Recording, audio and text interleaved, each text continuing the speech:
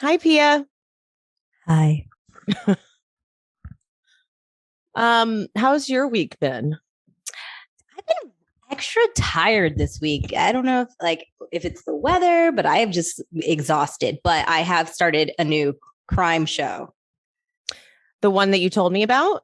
No, I haven't. I actually haven't started that one yet. I didn't end up starting that either. Thank you for reminding me because I actually forgot that I told you about that. So yay, that's another thing I can watch before work. No, yesterday I started Candy with Jessica Biel. Oh, yeah, I like that one. It's good. And yeah. And Justin pops in the end.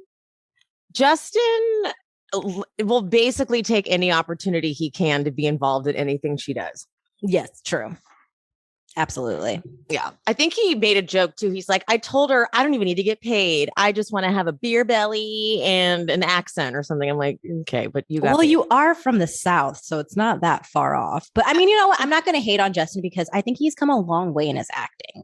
Like, I do think he's come a long way. I'll give him that. I think that he's trying. But I was just telling my cousin this, like, it doesn't matter. Like, even if he's like good, like I think he was good in Palmer and that came out during the pandemic. It still takes me about half of whatever he's in to not be like, hey, Justin, it's Justin Timberlake. Yeah, that's what's hard. I can't pull myself out of that. Yeah. And I'm it's not his fault. It's just how I feel. I don't know his fault, but it's like there's nothing he can do. I don't know what he can do to make me not be like Justin Timberlake's here. He's here.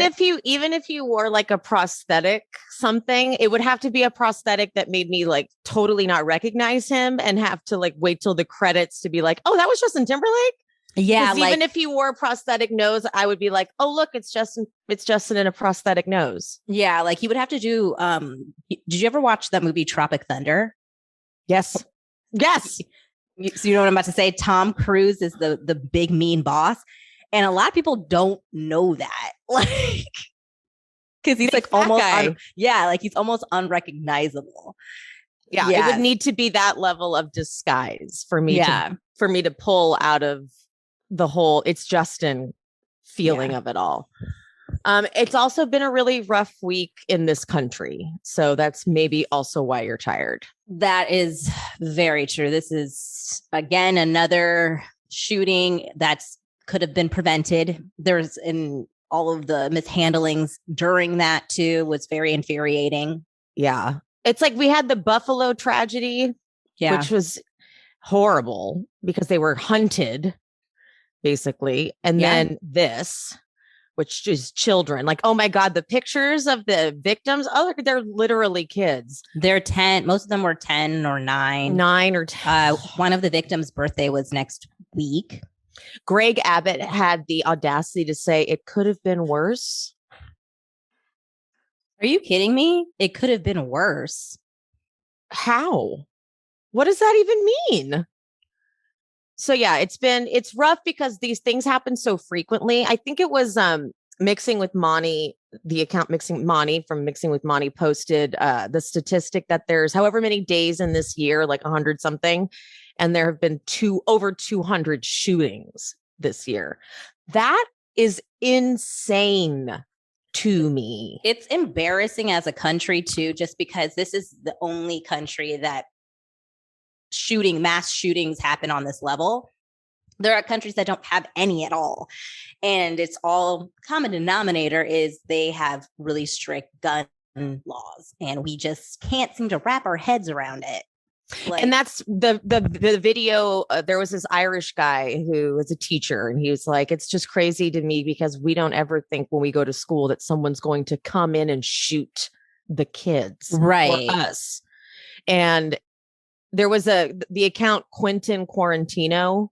I don't know if you follow them, but they've done a lot of fundraising and stuff. And they posted a message they got from a follower or a former follower that said, this is not a bad thing I'm saying. I do love your content, but I am Australian and I'm unfollowing because it's really hard to see all this news about America constantly having shooting after shooting and the leaders won't do anything about it in spite of the citizens wanting gun reform. Right. Like it's something they like can't wrap their heads around it. Yeah, it's something like 90% of Americans would like gun reform. Mm-hmm. And it's unfair and it's ridiculous how we allow a small group of people to have such a like hold on our rights or our progression. 50 people.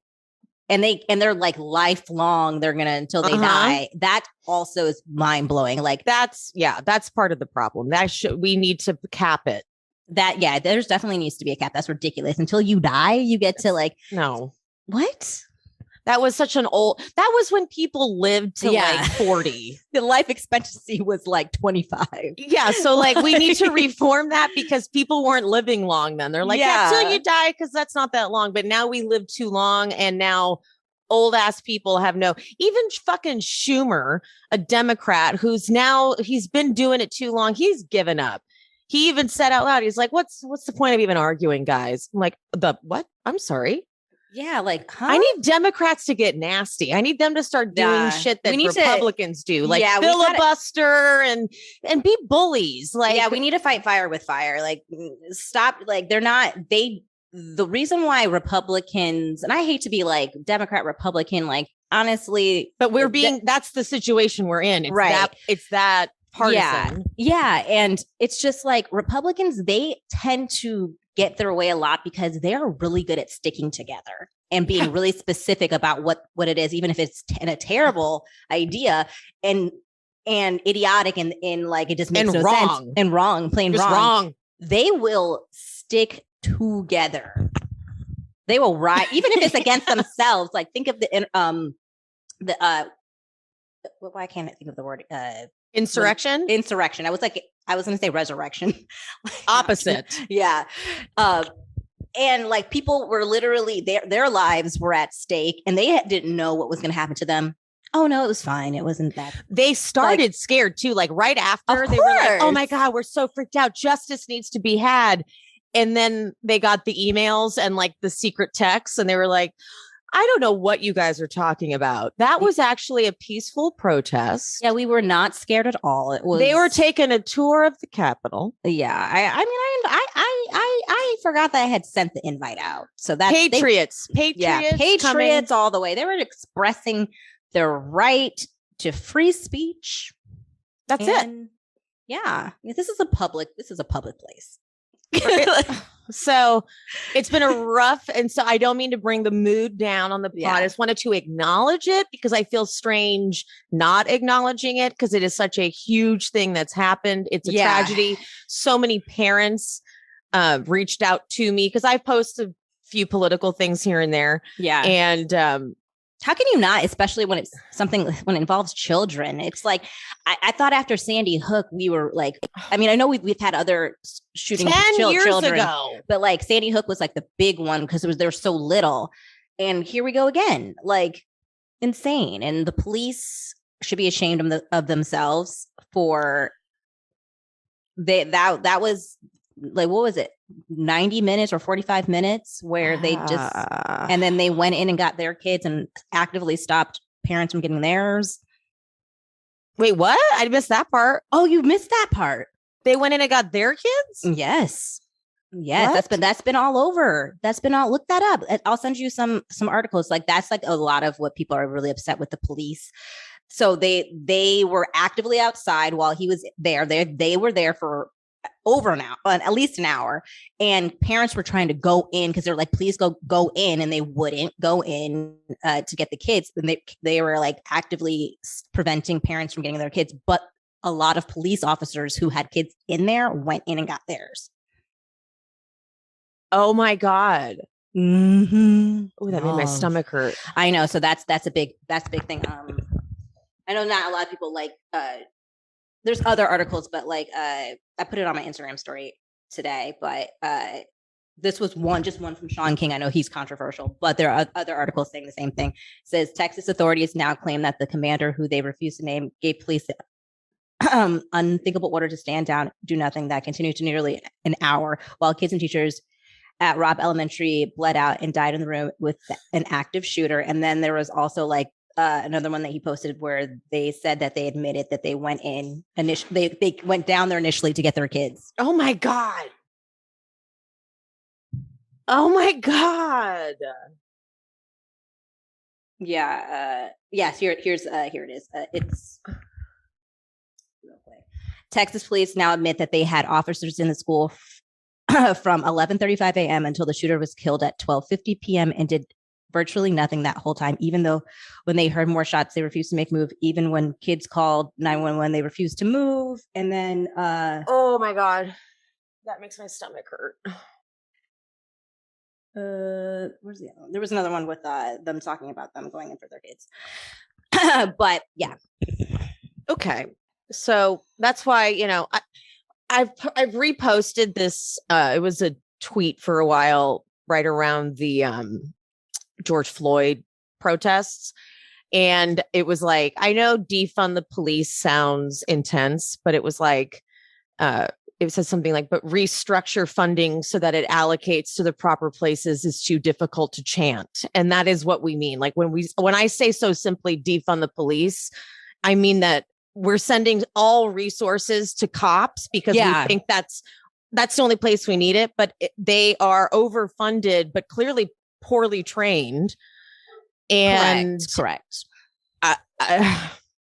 Yeah, I think that people have a real misconception with what defund the police means. It's about not taking money away from police. It's just like reallocating it. So we have, instead of necessarily a police officer showing up, you have like a person who deals with mental health. So that way it doesn't escalate into something like fatality, shootings, whatever.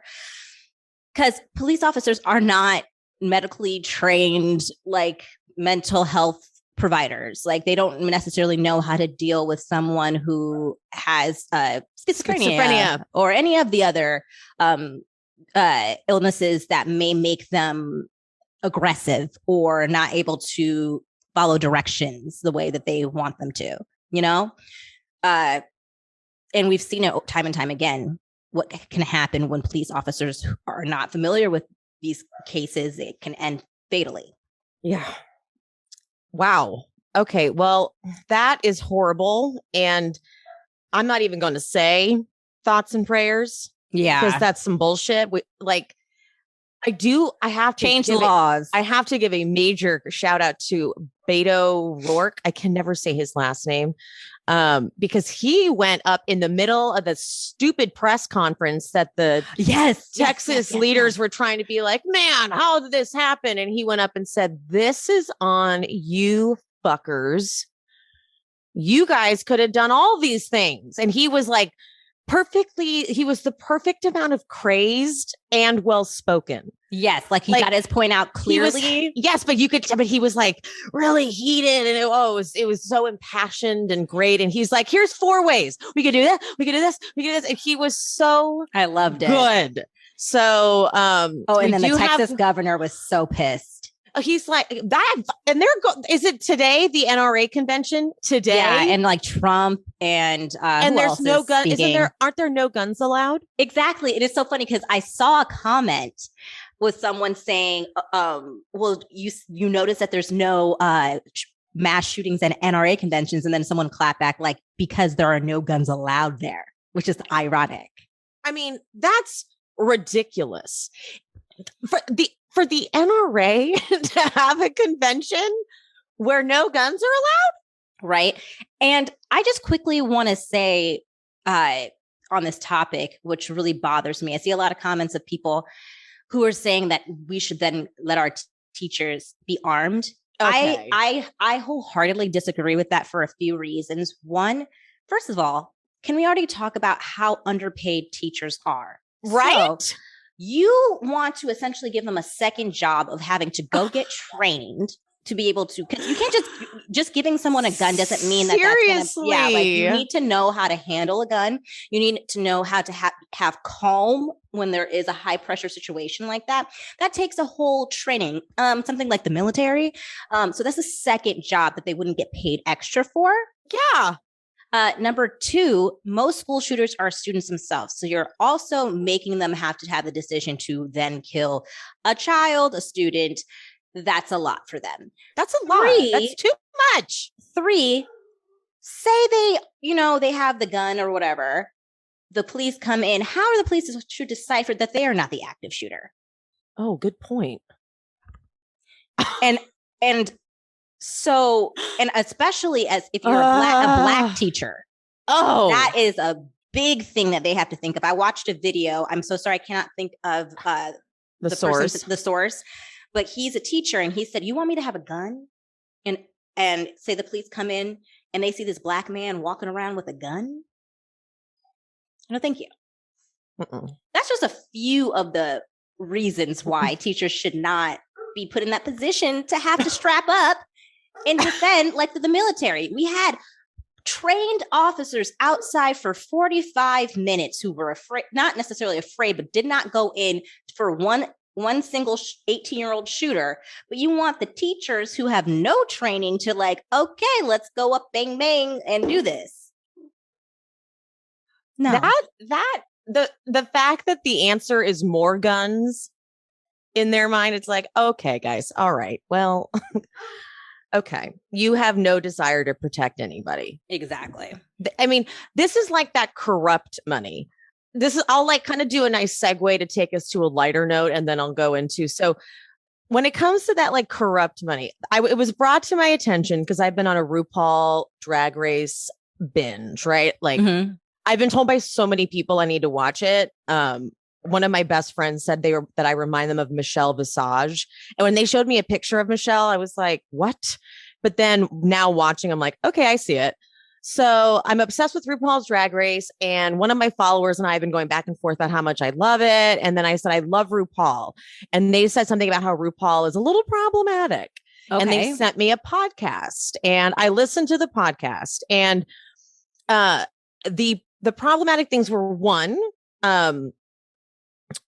RuPaul had said some problematic things about transgender contestants. Whoa. And mainly that it was, now remember, RuPaul's old. Right. And so the product of that savagery that he dealt with when he was on the up and up. Right. Or on the come up, it was a lot. So his whole thing was, well, it seems like it's an advantage if you already are a woman to transform into a woman, which is what drag is. But drag is changing. Hold on, I need to yell at my animals. Actually, this gives me a good segue because he's whining in there too. Give me 1 second too. Okay, amazing.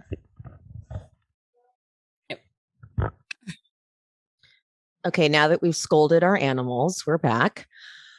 Okay, so I listened to this podcast. So there's that. So there's the problematic things about transgender. He's absolutely, they've made adjustments. He's had to kind of change his opinion on it. They've had transgender contestants since. Amazing. One of them won. So the other problematic thing is he has this ranch, this huge property, and he basically just rents or lets people the rumor is that maybe fracking is allowed on the property. Okay, I'm so sorry. What's fracking? Okay, I had to look it up too. It's very bad for the environment. It's basically it's like drilling for oil, but it really is bad for the environment. I can't really explain it further. I just know that as soon as I heard fracking, I was like, okay, I know that's bad. Yeah, I know. I've heard the word. I just didn't really know something what it was. To do with oil, and it disrupts natural things. I'm sure listeners can write in and tell me this is what it does. But it is bad. And my theory is this: when that corrupt money comes knocking at your door, it's hard to say no. That's true. When they go a knock, a knock, a knock, how's $2 billion sound? That sounds great. What do you want me to do? Okay, look, I'll get an electric car and I'll I'll be vegan. I'll make up for it with some other shit. Go ahead. So now these assholes, it's a little different when people are dying. Yeah. But I'm just saying, those assholes in power that are getting paid off by the NRA have that corrupt, fucked up money, millions of dollars, and that they've been bought off. So they've got that corrupt money. And it's crazy to me that because I can't imagine it. I can't imagine someone saying to me, "Oh, let's play a game." Okay, Pia, you will get $1 million. Oh gosh. If you go on TV and say that we don't need gun reform. But $1 million in your bank account. I was like, I'm not gonna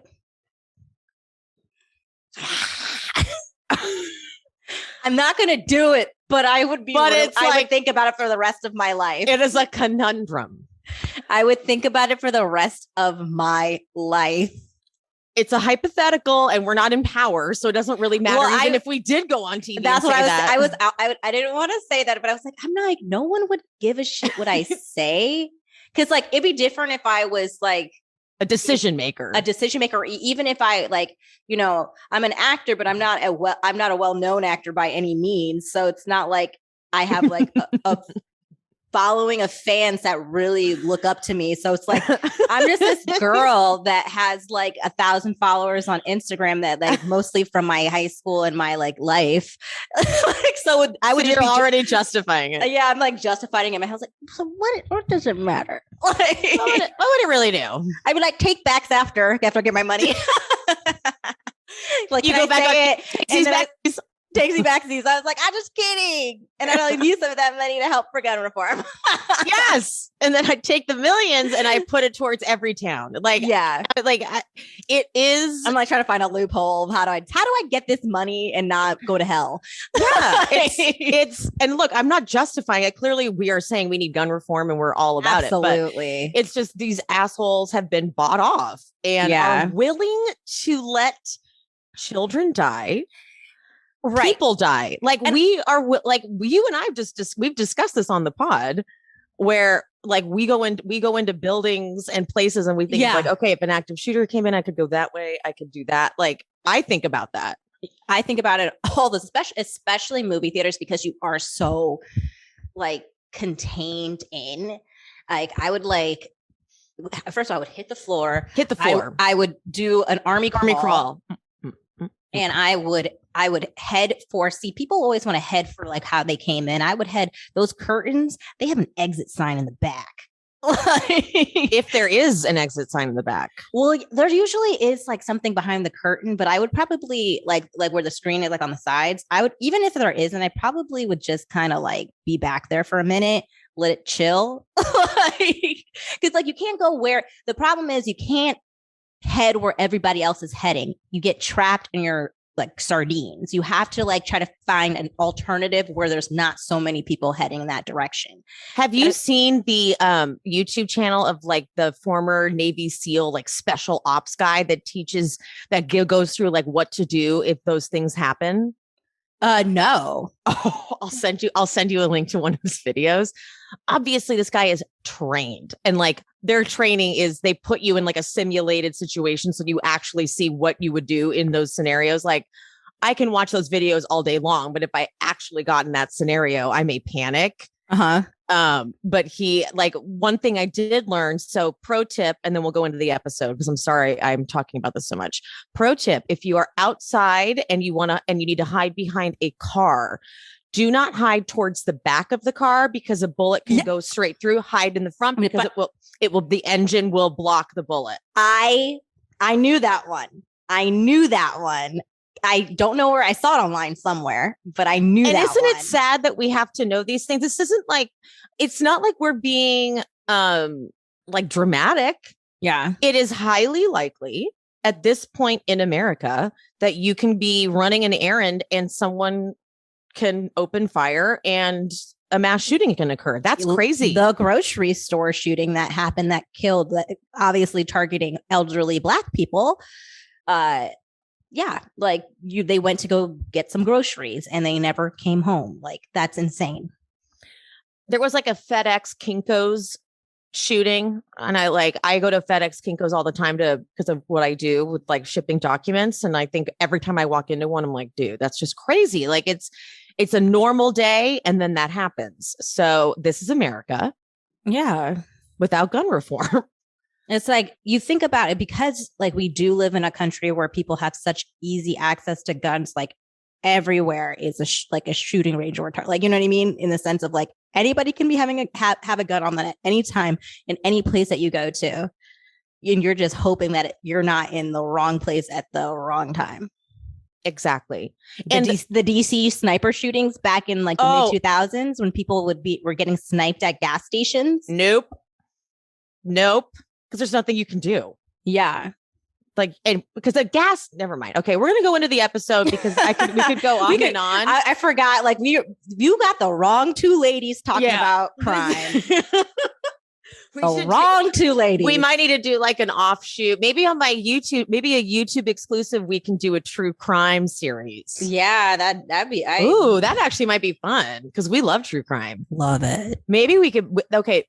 Let's discuss this offline, but I would love that. I'm down. Right? I'm down.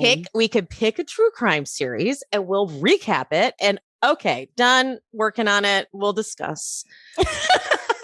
But just give up like a second podcast. I know. I've given myself.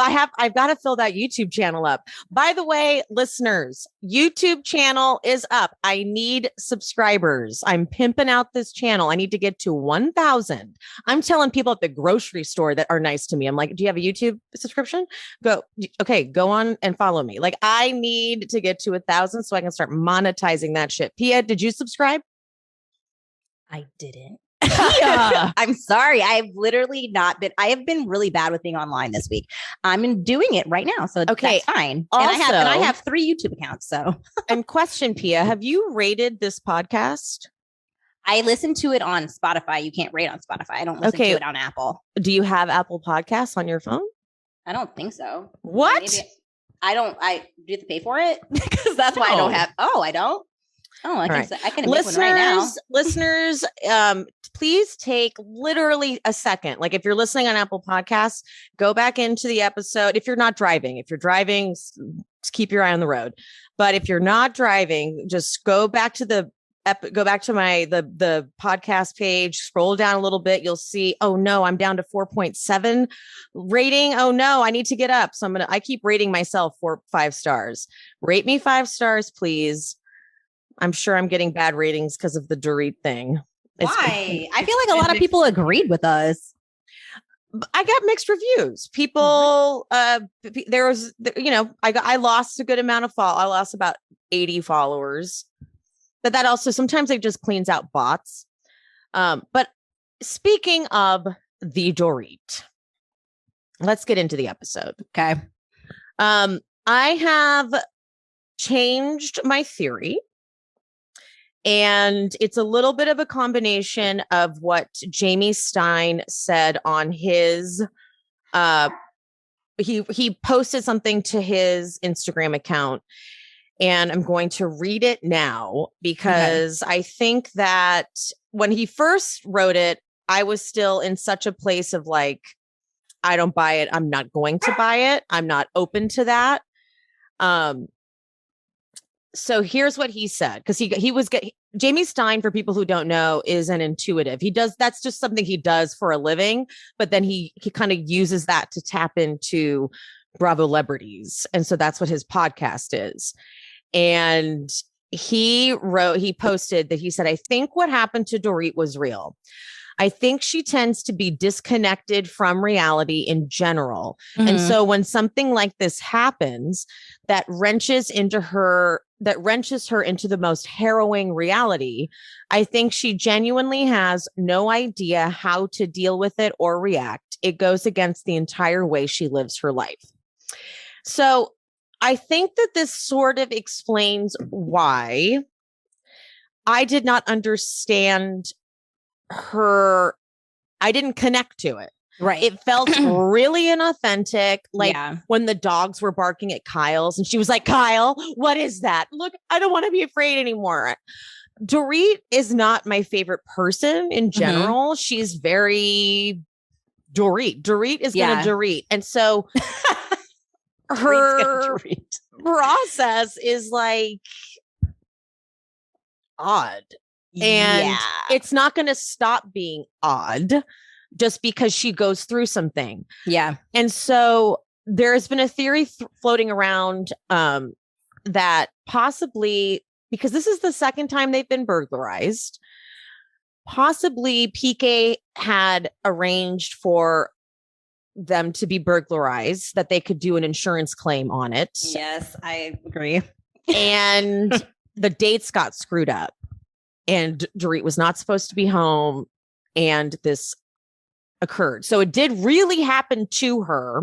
But then this would explain why their behavior was so strange. Mm-hmm. Why they went from, we're going to kill you, to, okay, we're going to leave your phone. By the way, the phone wasn't just left at the gate. The phone was blinking. I saw that. That's why I was like, and then you're like, and they left the gate open too. Like it was very strange if you are robbing a place to leave it. So the details like that just seem absurd. Granted, they might just be terrible burglars. Yeah. But it does seem, because look, when the Kyle Mauricio burglary happened, I never thought that was fake because Mauricio makes a ton of money. And I don't really think they need to do an insurance claim fraudulently. And Kyle, she seemed genuinely upset, and like, you don't see her wearing any of her shit anymore. Like I know that she did lose an heirloom, which was like a ring from her mom. And I don't know if you ever saw this, but she saw this. Yep, I did. Yeah, the psychic or whoever it was wearing it, where she thought wearing it, and then she tried to reach out to the person and be like, "How do you have that ring?" and all this stuff. So that seems like genuine. Like when you're like, hey, that's crazy that you would have such a specific rare item that looks just like my mom's. So I don't know. Hers seems more real. Yeah. Because again, Mauricio, literally his commission on those big ass properties is so high. Like he makes bank. So PK, on the other hand, what does PK do? Just Boy George, I feel like. Is that what not does true? he do? Is Boy George like still like that active to get? I don't know. I don't know. So it makes, and he's openly, like last season, I remember it was kind of an awkward moment. He was with Rob, Crystal's husband, and Mauricio. It was the three of them outside, like smoking a cigar or something. And PK brought up his like bankruptcy or debt or something, and they got uncomfortable. Like they didn't know exactly what to say. So he has been dealing openly with some major financial issues. So if he had staged a robbery and no one was home, it would have been a victimless crime. Correct. Them being home up the ante. I still think it's odd that they didn't hear the glass, the door shatter, because I worked at a restaurant where there was a floor to ceiling glass enclosed wine. What do you call that? Cooler. Yeah. Wine, what do you call that? Cellar? No. Yeah. It's a version of a cellar. Room? Yeah. Whatever. And they hadn't installed it right, and the stopper wasn't working, and it was right next to a marble bar. And so as it went to close, I was the one who did it. As I went to close it, oh no, it didn't stop and hit and just tapped the marble bar, and the whole thing, it was tempered glass, just shattered. Like it all broke and then came crashing down. Oh my God. And they heard it outside, down the street. It's really loud. So I'm having a hard time that they didn't hear that inside because they were home when that happened. Yeah. And so I'm having a hard time that they wouldn't have heard that happen. But okay, I'm going to live in a place that it all really did happen. And I'm going to look to the camera and I'm going to say, Dorit, I apologize for mocking your pain. Okay. I'm not above apologies. Just because I don't connect to it, just because I don't understand it, doesn't mean it's not real. Because when Kyle played that voicemail, which was a little weird, I know Dorit gave her permission to play it, but I was like, this is a little strange. We've never in our lives seen this happen. I've never in Housewives history, we've never, ever heard someone play a frantic voicemail like that. Yeah. Not once. It's ridiculous. Emily, 1 second. So sorry. 1 second. 1 second.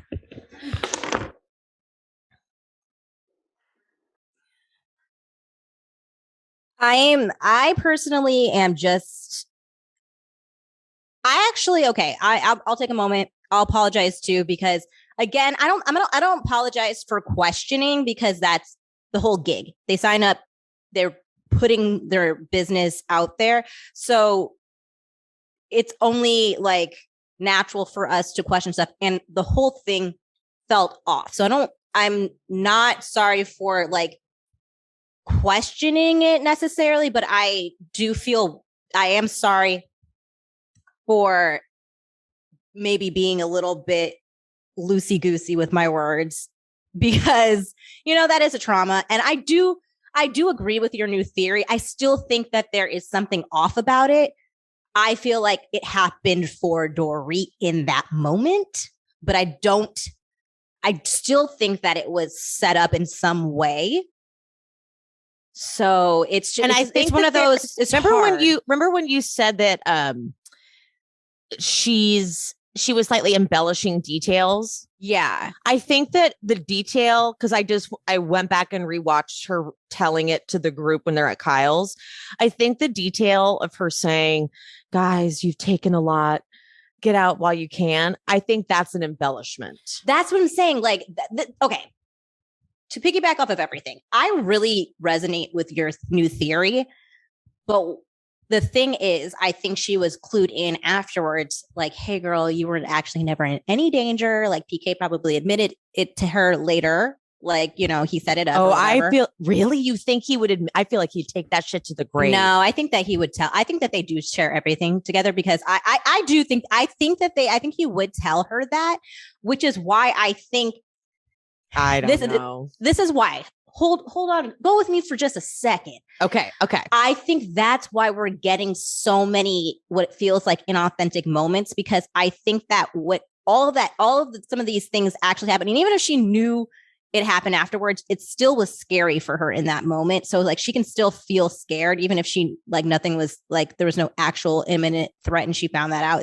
That's still freaking scary. But I think that's why we're getting some of these what feels like inauthentic, embellished moments, because she's trying to keep up whatever facade is going on with this. If we're going to go with our theory that PK did mismanage the robbery timing, like I'm going to kill you, like some of like, I feel like she's some of the moments where it feels like she's overacting with like, find the foot. Well, maybe not that one, because she probably wouldn't have known yet, but I don't know. It just seems like I feel like there's certain moments where it's trying to be too much. Now ride with me on this. Okay. Ride with me with that, because that's exactly where I was landing too. Ride with me here. Okay. Okay. This is fun. Dorit is like that. That's True. How Dorit is. And that's why we were like, what is this? Think of like when people go through a tragedy, we kind of expect them to sort of become these like angelic, innocent babies, like innocent baby angels. But it's Dorit still at the end of the day. And Dorit, up until this whole thing happened, was not my favorite. She pissed me off so much last season. Like I wanted to like take my earrings off and go kick her ass a few times. Like I was so not like I know how to fight, but it's like, it was like, I was getting so upset with her because she was so like all of last season, Garcelle would say things so directly to Dorit. Garcelle would be like, Dorit, you talk a lot. And Dorit would go into her confessional and be like, it's like Garcelle's trying to tell me something. Yeah. And I'm like, she just said it. Yeah. And so it would drive me nuts because then that the lip party thing, that lip stupid and when she had the nerve to, the way she talked to Garcelle at that event was so condescending and so horrible and so rude. Dorit is disconnected from reality. If you go back and rewatch Dorit's seasons, she's pretty often horrible. Oh, absolutely. And especially it's so funny because they try to make it, they are able to now, like, you know, the clique, the inner circle, which is Rinna, Erika, Kyle, and Dorit.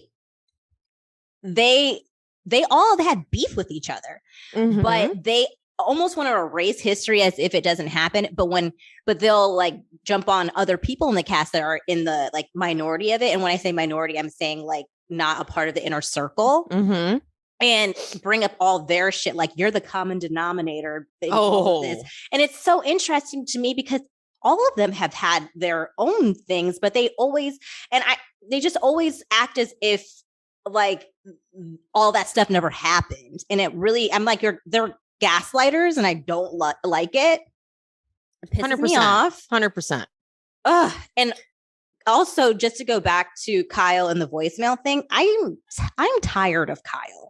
I'm so tired of her because she's making this whole Dorit robbery about her, like Kyle's feelings, like even with the Sutton thing, looking like from the moment it happened, like I feel like Kyle has latched on to this robbery thing that's like going to be her hook in for her. Like she felt like that's her storyline now. Yeah. And I'm like, how are you going to like jump on Dorit's little storyline that they may have like, you know, like how are you gonna just jump on that? And she is milking it for everything it's worth. Like I think almost all of her Kyle scenes have Dorit's name is in her mouth. And I'm like in her play. I know Dorit gave her permission. I didn't even clock that. That's interesting. It's getting on my nerves. And I know Dorit gave Kyle permission to play the voicemail, but Kyle, why did you feel the need to play such an intimate voicemail?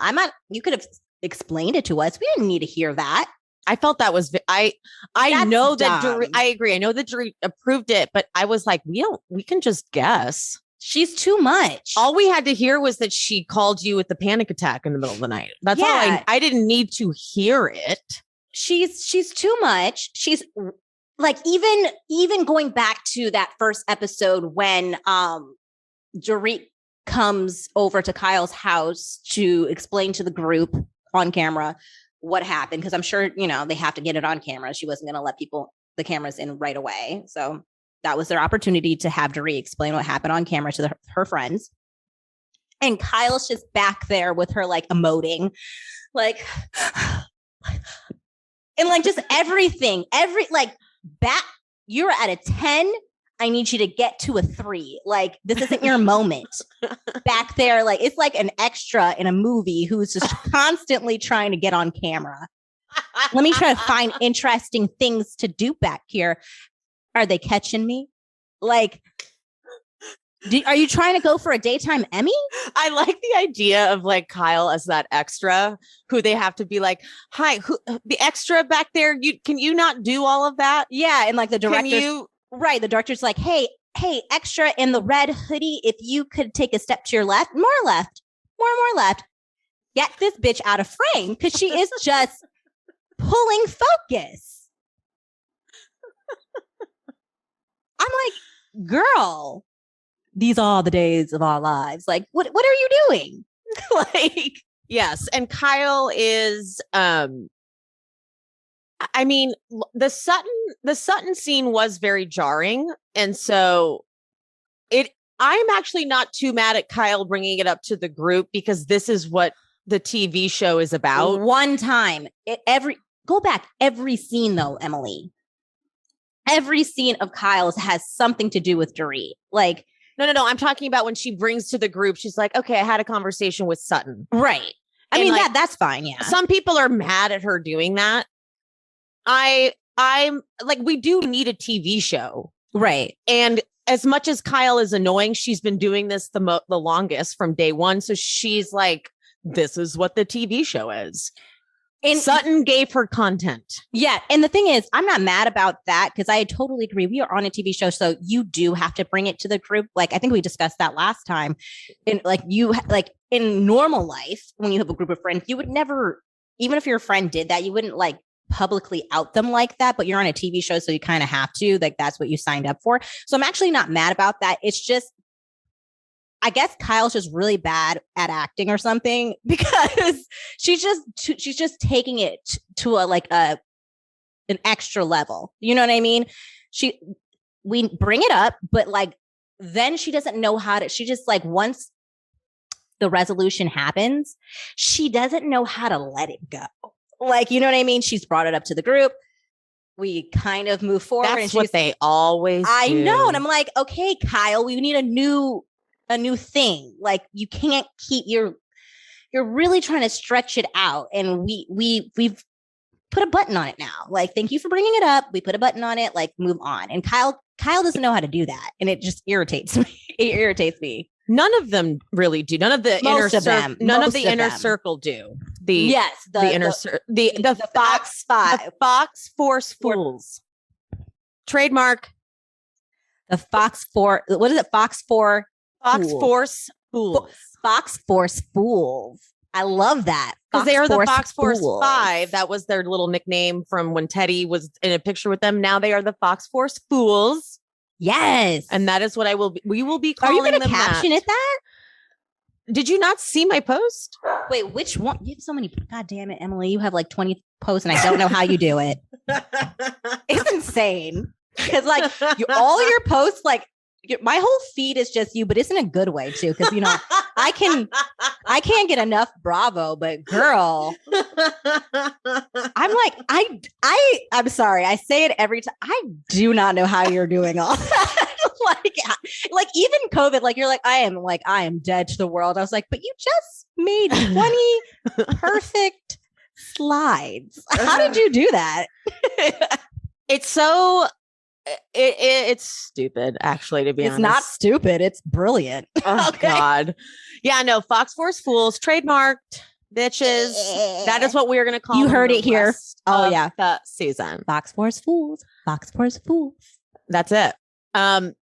So when Kyle tells the group about the whole Sutton conversation. Oh, wait, by the way, Pia, are you able to see the document? Yeah, it's on. Oh, you are? Okay, so right here. Listeners, what you don't know is I normally I take notes that I go off of, and I wanted Pia to be able to like join in on it. I don't know why. I don't know what this will do. I'm just curious to see what happens. Yeah, I have it up. It's on the side here.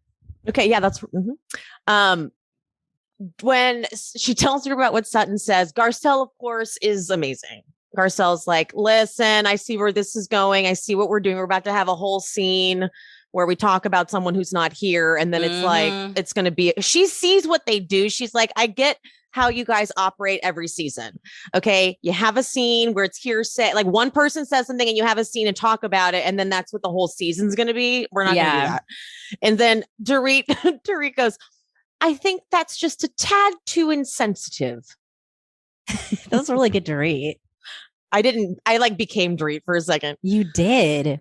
Yeah. Okay. So then, oh, wait, hold on. When Kyle talks about her stores having to go like online, the flashback to Kyle's original store, like first of all, seeing her old face, because like their faces evolve so much, you know? That was like unintentional shade. And I love it. Right. You're right. It was unintentional. I mean it as a compliment because like money, like you can afford to, I want to change everything. Let's do it. But she absolutely, like, she was always so stressed out every time she went into her store. So she was like the flashback is her like cleaning the glass and she's like, keep your grubby paws off it. And they're like, I hate when you come in. Yeah. The employee's like, get out. Her and her old timey like talk is so funny. Like, what did she call Denise Richards? Ragamuffin. Get your grubby paws. Get your grubby paws off of this. She says grubby paws a lot. I feel like she said that before, right? She's definitely said that before. Get your grubby paws off of this. I feel like she said that one time making fun of Lisa. I remember exactly when she said it first. Okay. Okay. It was at a reunion and it was Kyle, Taylor, and Lisa Vanderpump on a couch. Mm-hmm. And it was when Lisa Vanderpump was like openly annoyed by Taylor for the whole season. And Andy was like, you know, Lisa, why do you not like Taylor and Kyle? Are you jealous of their relationship? And Kyle was like, Lisa, let's face it. If I were to be like this affectionate with you, you'd be like, get your grubby paws off of me. It's true, though. It's true. It was accurate. Then Kyle asks where a Jack in the Box is on her way down. And they made me hungry. I ordered what's it called? Shake Shack. I'm not lying. I was like, that looks fucking good. And I waited 2 hours for it because it's near Shake Shack. It's like at Century City Mall. 2 hours. God, that's so annoying. I was like, I kept staring at. I was going to say, did you keep checking the app? You're like, now where is it? Now where are is you it? fucking moving? I'm like, I'm hungry. Oh, that makes me mad. I hate when that happens. We get a cute moment with Garcelle getting like an art delivery thing that was like a big, amethyst butterfly wing thing. What was it? Like gem? No, not gemstone. It's isn't that amethyst? Amethyst? Yeah. Mm-hmm. I don't know. I made that up. I was like, yeah. Mm-hmm. Immediately co-signed. 100%. Yep, sure is. 100%. I was like, I don't know. Erika's scene about fashion. Okay. Here's something I have to say about Erika. Okay. She's extremely uncomfortable. Like, no one is more uncomfortable being vulnerable than Erika. So the fact that she is in the situation that she's in, she's so uncomfortable talking about how she's fallen from grace. So she's like, normally I would sell my clothes and use the money to buy new clothes, but I can't. So, now I have to wear the same thing again.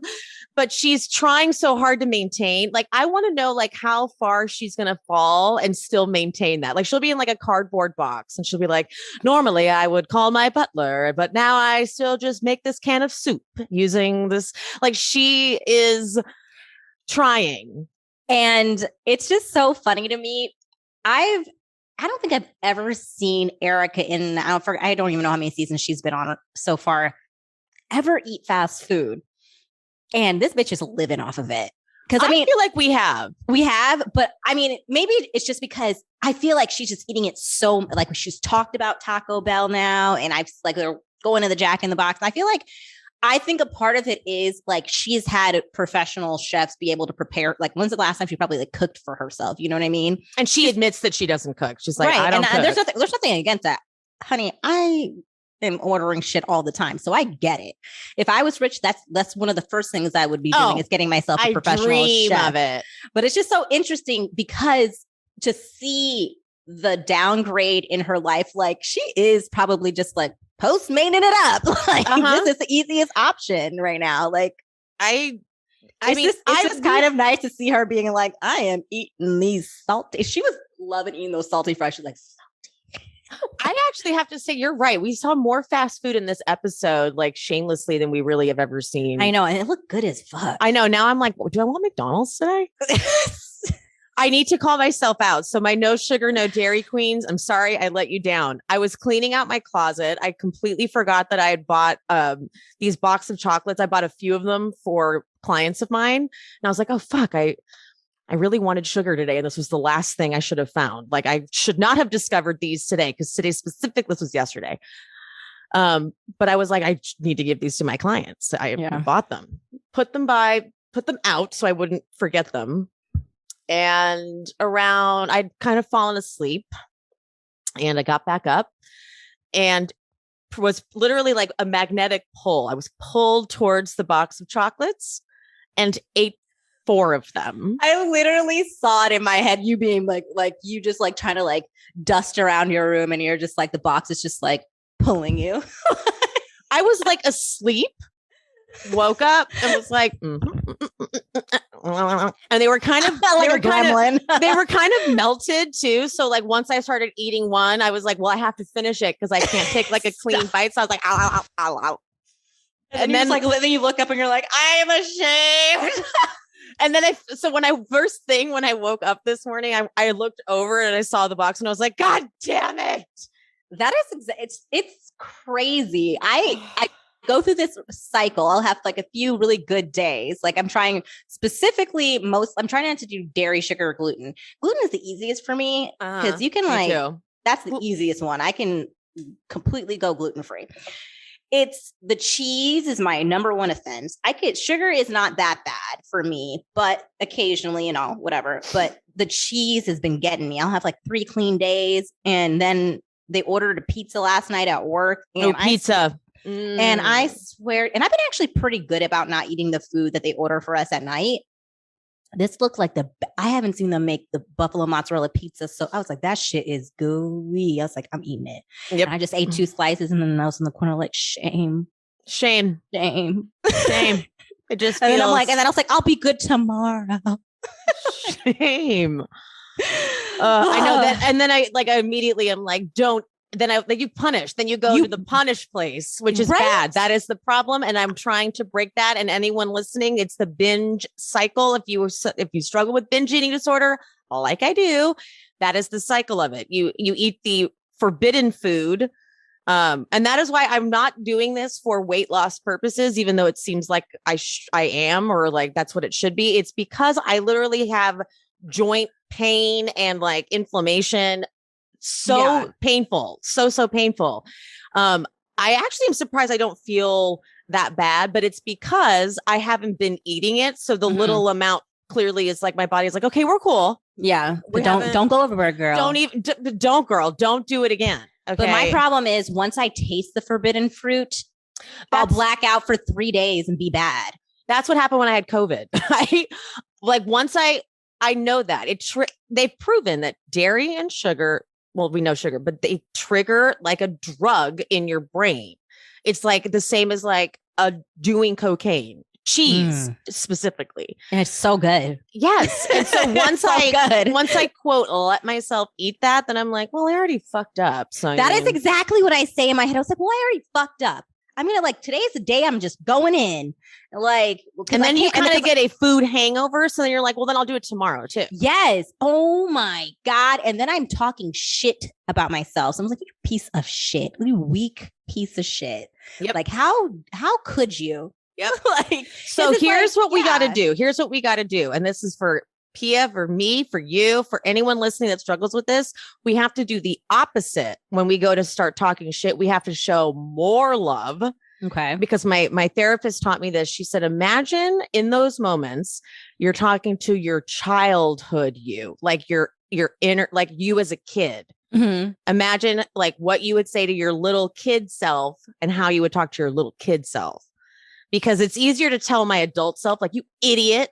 Yeah. But if I imagine like little Emily, which is where all this shit started, I'd be like, girl, you got this. You're fine. Love you anyway. Yeah. We're moving on. We got this. Okay. That's such a good way of putting it. Cause like it puts me in a bad mood. Cause I've just like literally, I've bullied my own self. That's a good way to put it, Pia. Yeah. I bullied my own self. And it's like, and then I'm upset for the rest of the day and people can see it. Like my energy's off. I will like cancel plans. Yeah. I don't want to see people because I'm like, they know. Yeah. Like and the things, it feels so good in the moment too. Like, but like, yeah, I'm not necessarily doing it for like weight loss. It's just like, she's just really like, I can feel the difference in my body when I have dairy and like I'm bloated. I don't feel good. I don't want I can feel the effects of it. Yeah. Almost immediately. Because I can't tolerate dairy. Yeah. And I've known that my whole life. Yeah, me too. I was like, I don't care. It was like I backed up for a little bit. I don't care. It was so good. And then it wasn't until my joints started to my stomach. I'm like, my stomach always hurts. Yeah. But then my joints started to hurt. And I was like, okay, I need my hands. I need them to function. Yeah. So, all right. That was our food segment. Shit. That was our self-love and food segment. Yes. Because we have to, I'm trying my best to remind all of us we're in this together. Yeah. We got each other, but okay, continue. Here we go. PK calls Kyle. I didn't realize how close PK and Kyle were specifically. They've talked quite a bit during this whole thing. Well, I mean, it makes sense because PK and Mauricio have become essentially best friends. They go on vacations together off outside of filming. So that makes sense. And especially I mean, it's just actually so interesting how far Dorit and Kyle's relationship has come in general. So yeah, they were frenemies for a minute there when they were both kind of fighting over on it. They do, but I think that they had that type of friendship where they might get annoyed with each other, but it's always surface stuff. I don't think either of them ever get too deep with their remember argument. Last season's they had a 5-second thing, and then the whole thing with Erika happened. They were like, we can get over it. We don't need anything for the season now. We can just go with Erika's thing. Yeah. We can drop it. Kyle talks about how hard of a time she had recovering after the break-in. And I'm actually pretty impressed that Kyle didn't talk more about it like on camera. I'm surprised she hasn't milked that more. Right? Wouldn't you think she would? Yeah. And I think it again, which is why it's Kyle's felt more authentic to me, is I think for her, it was like she wasn't there. So it wasn't like she had that trauma, but like, for her, it was like just things that got left. I think the more of like her mom stuff was like the only thing that really bothered her about the whole situation. But yeah, I feel like, I don't know, that's why it kind of felt more real to me, because it like, that's not a storyline for her. That was like happened in her life. Yeah. Like, so it wasn't like, oh, yay, storyline. Like, it was like, no, this shit happened and I'm mad about it. And I'll deal with it off. Like, I don't want to like deal with it. Yeah. This is not for the show. I'm gonna agree with you there. I concur. All the women meeting at Erika's to get ready to go down there, and they're like, let's get a roadie. Oh my God. That was the best. I loved that.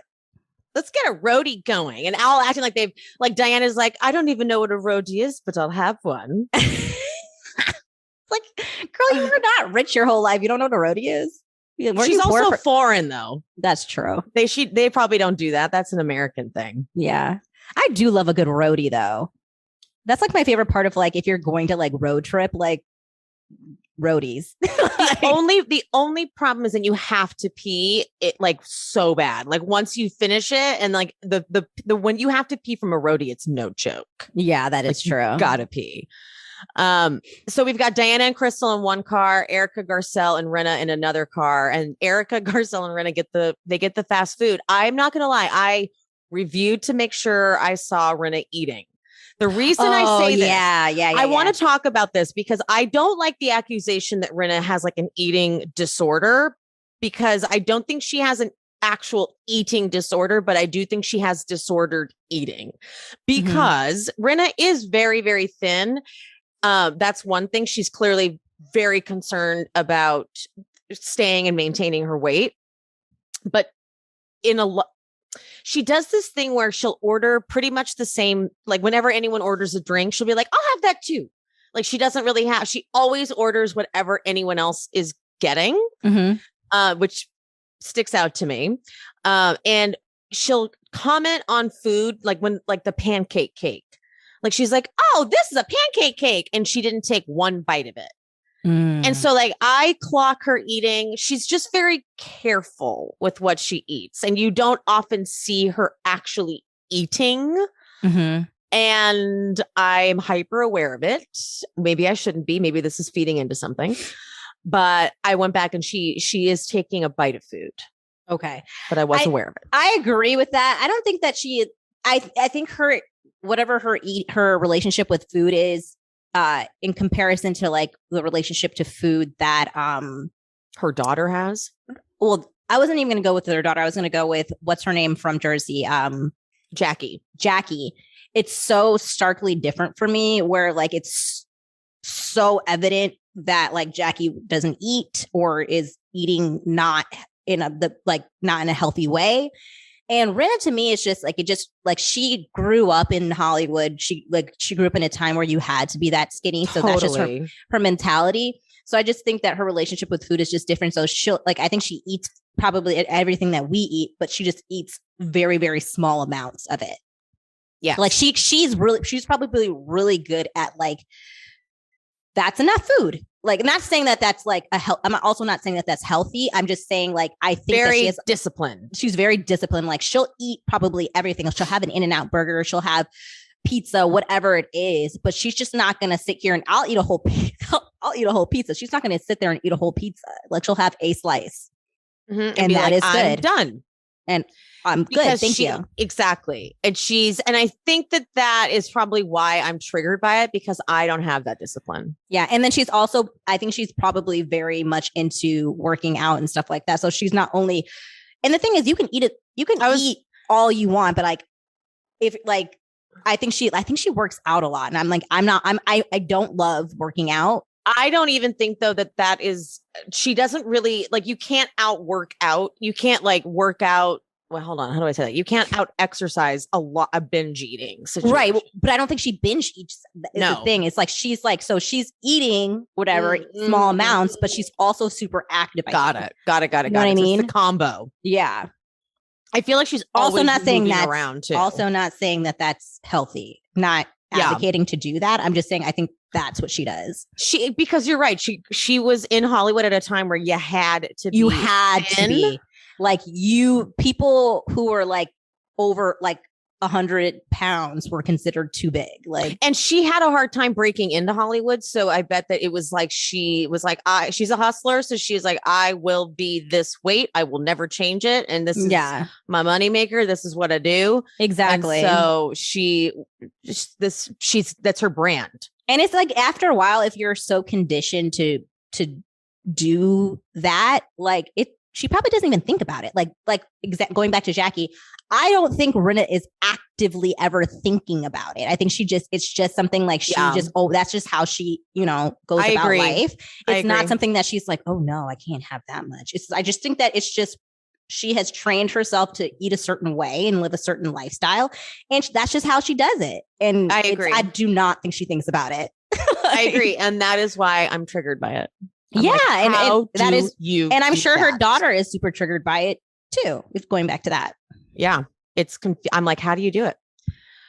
Diana says an amazing line. She says, I don't go to stores. The clothes designers, they send me clothes and I keep what I like and I send back what I don't. And then she says, and I pay for it. Like, did you hear that part? No. She says it. She says, like, after she says that line, she says, and I pay for it. Mm-hmm. And like, to me, it goes to like her, like, hey, I have the abundance of money. Yes, people send it. Like, I'm like, I got it. Like, I don't need free shit, Lisa. I pay for my shit. Okay. Dorit and Kyle. Dorit is at Kyle's, and Kyle goes, "You look gorgeous," and Dorit goes, "I know." She's so damn Dorit. I can't. Damn it, Dorit.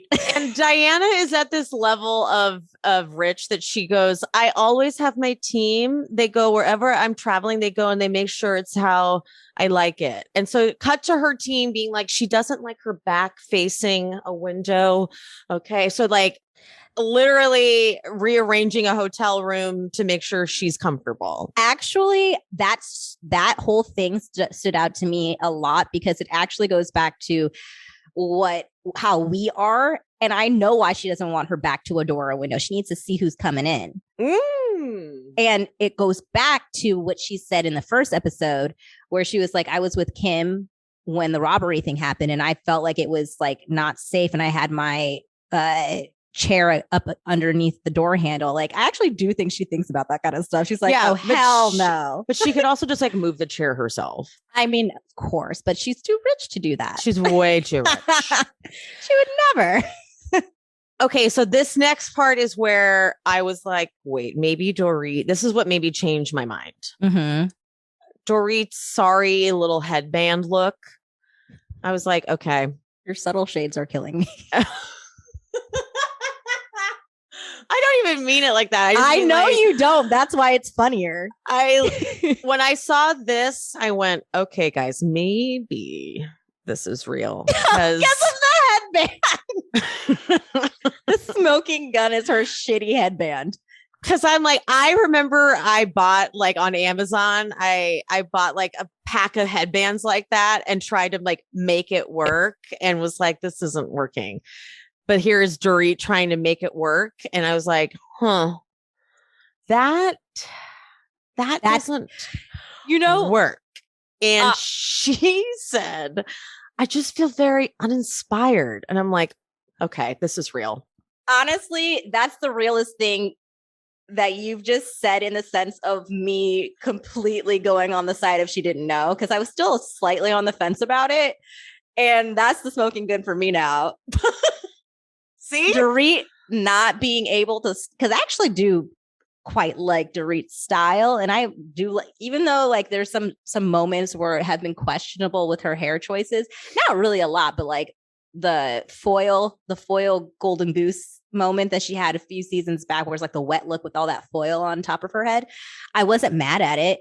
It was a bold choice, but I always look at her fashion. I'm like, I like some of your choices, and that headband wasn't it. And I was like, it was real. the trauma is real. She can't think of her styling. And when Garcelle, like in her confessional, when she's like, Dorit loves putting a look together, and she loves that. And so not to see her not wanting to do that is pretty sad. I trust Garcelle so much. Yeah. That I was like, wait, she's right.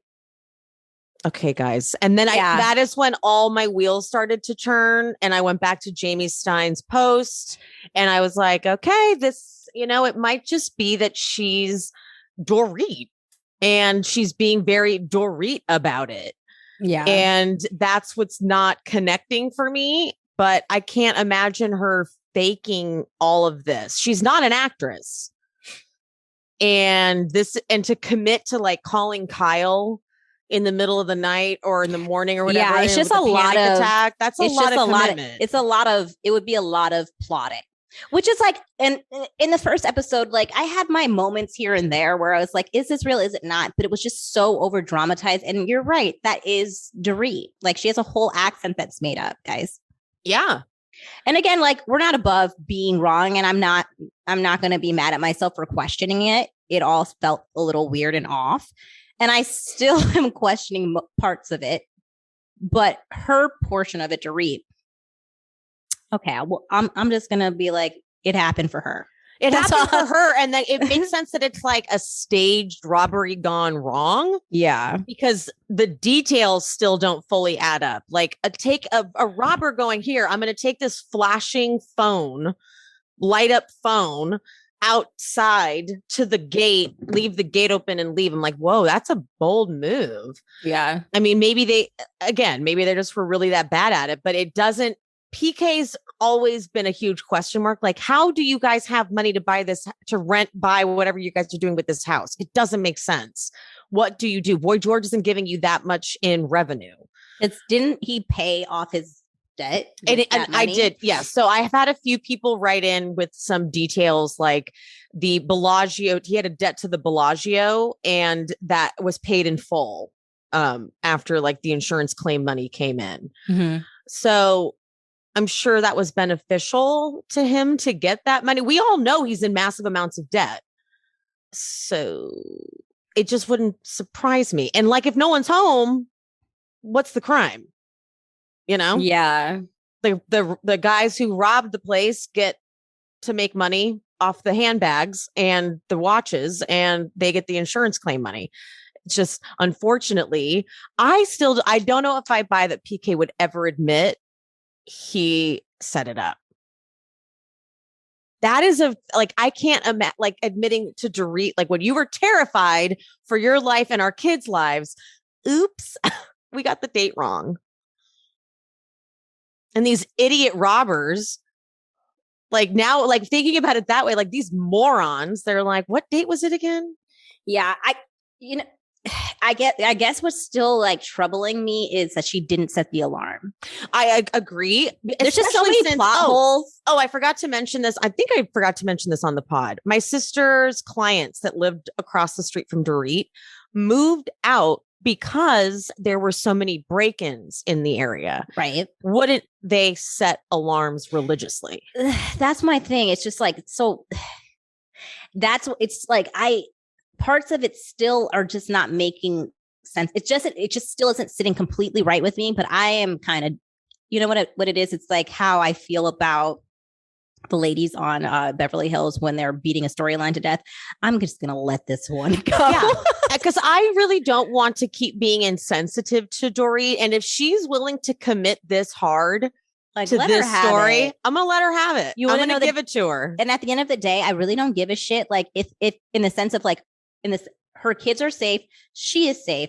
No, her kids don't know anything that happened, so I can take that element out of it and not care about that. Like, oh, why would you traumatize your kids? That's not even an issue. So I can it is kind of like a harmless whatever if it were to be set up.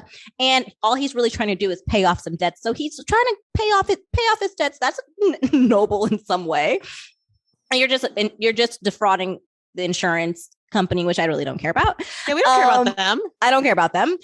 So in the grand scheme of things, let's go back to this was all set up. It's really not hurting anyone, right? Uh-huh. Erika's situation hurt actual people. So that is why I can't let that go. Oh, no, and I won't let that go. And we will not let that go. And when we're done recapping this episode, we'll be talking about the preview for next week that is disgusting. Insane. Okay, so now we have Sutton stopping by Crystal's room, and I'm dying over. Sutton is like seemingly all unaware of what Crystal could possibly be about to tell her. Crystal's like, okay, so I just want to tell you because like we're cool now, and I had this Kyle had a conversation with all of us the other day about what happened after the Dorit robbery happened. And Sutton is like, yeah, okay. What? Okay. Like, I'm like, do you have no idea where she's going with this? No clue? None? And when Crystal tells her what happens, then we get the full story of Sutton and why this was truly so triggering. Okay. So she says, the idea of a gun being pointed at Dorit. My father took a gun. Yes, here it comes. Put it in his mouth and pulled the trigger. Oh my God. I'm shaking. But like, didn't she say, sorry, I didn't have a gun to my head? She will later say that she says weird stuff when she's triggered. Do you remember, was it last season? Whatever season it was where she opened her store, her mom came into town and she was like, Mom, don't you miss Dad? And her mom was like, no. Yeah. And she was like, not at all. And her mom was like, listen, you have a different relationship with your fucked up father. Like, I don't have that relationship. And so I was like, yeah. So clearly Sutton's just got a weird home life, weird family, weird things that I don't relate to. And so I'd also like to also say another apology. I apologize to Sutton for doubting that you were triggered. I really mocked that. Yeah. And I don't want to mock that. And I think that I owe her an apology for that too. I'm listening. I'm just going to fix my light. I believed Sutton about the triggering thing. I just felt like I wanted her to own up to it a little bit more of she was just acting like, I think that she wasn't giving us this grounded explanation when she was talking to Kyle. And like, I knew like it made sense what she was saying, the words that were coming out of her mouth, but her like intention didn't seem like authentic, or it seemed like she was using a backdoor excuse of why she said what she said with Kyle. But I also like Kyle's annoying, so maybe she just didn't feel like fucking talking to Kyle about it. So that's what I was like kind of getting to. Yeah, she's fucking annoying. So maybe I would be like that too. Like, what, Kyle? What storyline? You trying to make this a thing? Okay. Like, I feel like that was probably really what Sutton's energy was when she was talking to Kyle. Like, oh, here we go. Kyle trying to make this a fucking thing. Like, I see it. I see here. I'm on to you, Kyle. Let's make your best friends with Erika. You want me to cry crocodile tears for Erika. Make Sutton the villain. Like, I see where we're going and shut it down. Like, okay, we're not, no, ma'am, you're not going to be doing this to me. No, ma'am, I'm not doing that. She even went, Kyle. Exactly. But I think the way that Crystal's energy was when she was telling this to Sutton actually did feel like what a friend would come. Like I've heard you said something really like off. And I'm giving you the opportunity, like the ladies know about it. They're going to talk to you about it. I'm coming to you because we're on a good trajectory right now. Is this true? Did you say this? And if so, what were you thinking? Like, and not like, what were you thinking? Like, what were you thinking? No, like, I'm actually asking, like, please explain your thought process, because it's got to be something that makes more sense than you just being that insensitive. And that's my annoyance with Kyle. It never feels like everything that she's saying when she brings things up, it's just accusatory, and Kyle masks it as concern. And it's like, no, you want to accuse, you want to out, and it's not, and you are closed off to hearing any other thing about it. And Crystal, she came in open and not with no prejudgment about what she said. She knew what she said and didn't feel like she was judging it yet. She was giving her an opportunity to say her side of it. And then now we got a better idea from Sutton because of how open Crystal was with seemingly with the conversation, at least. That's how I feel about it. I feel like that's how we got a clearer version from Sutton out of Crystal's conversation. I mean, we got a clear version. And then she's crying in her confessionals and stuff.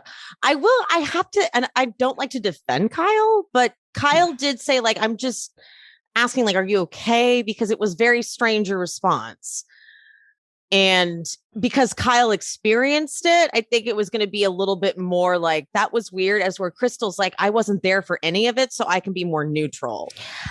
I get what you're saying, but it's just like something about Kyle always just comes, like, anytime I'm just like thinking of all of Bravo history with Kyle, it always just comes off like I feel like when Kyle has a stance on something, and I get Kyle was there so that she's going to have like a stronger opinion about it. Like, it's natural to do that.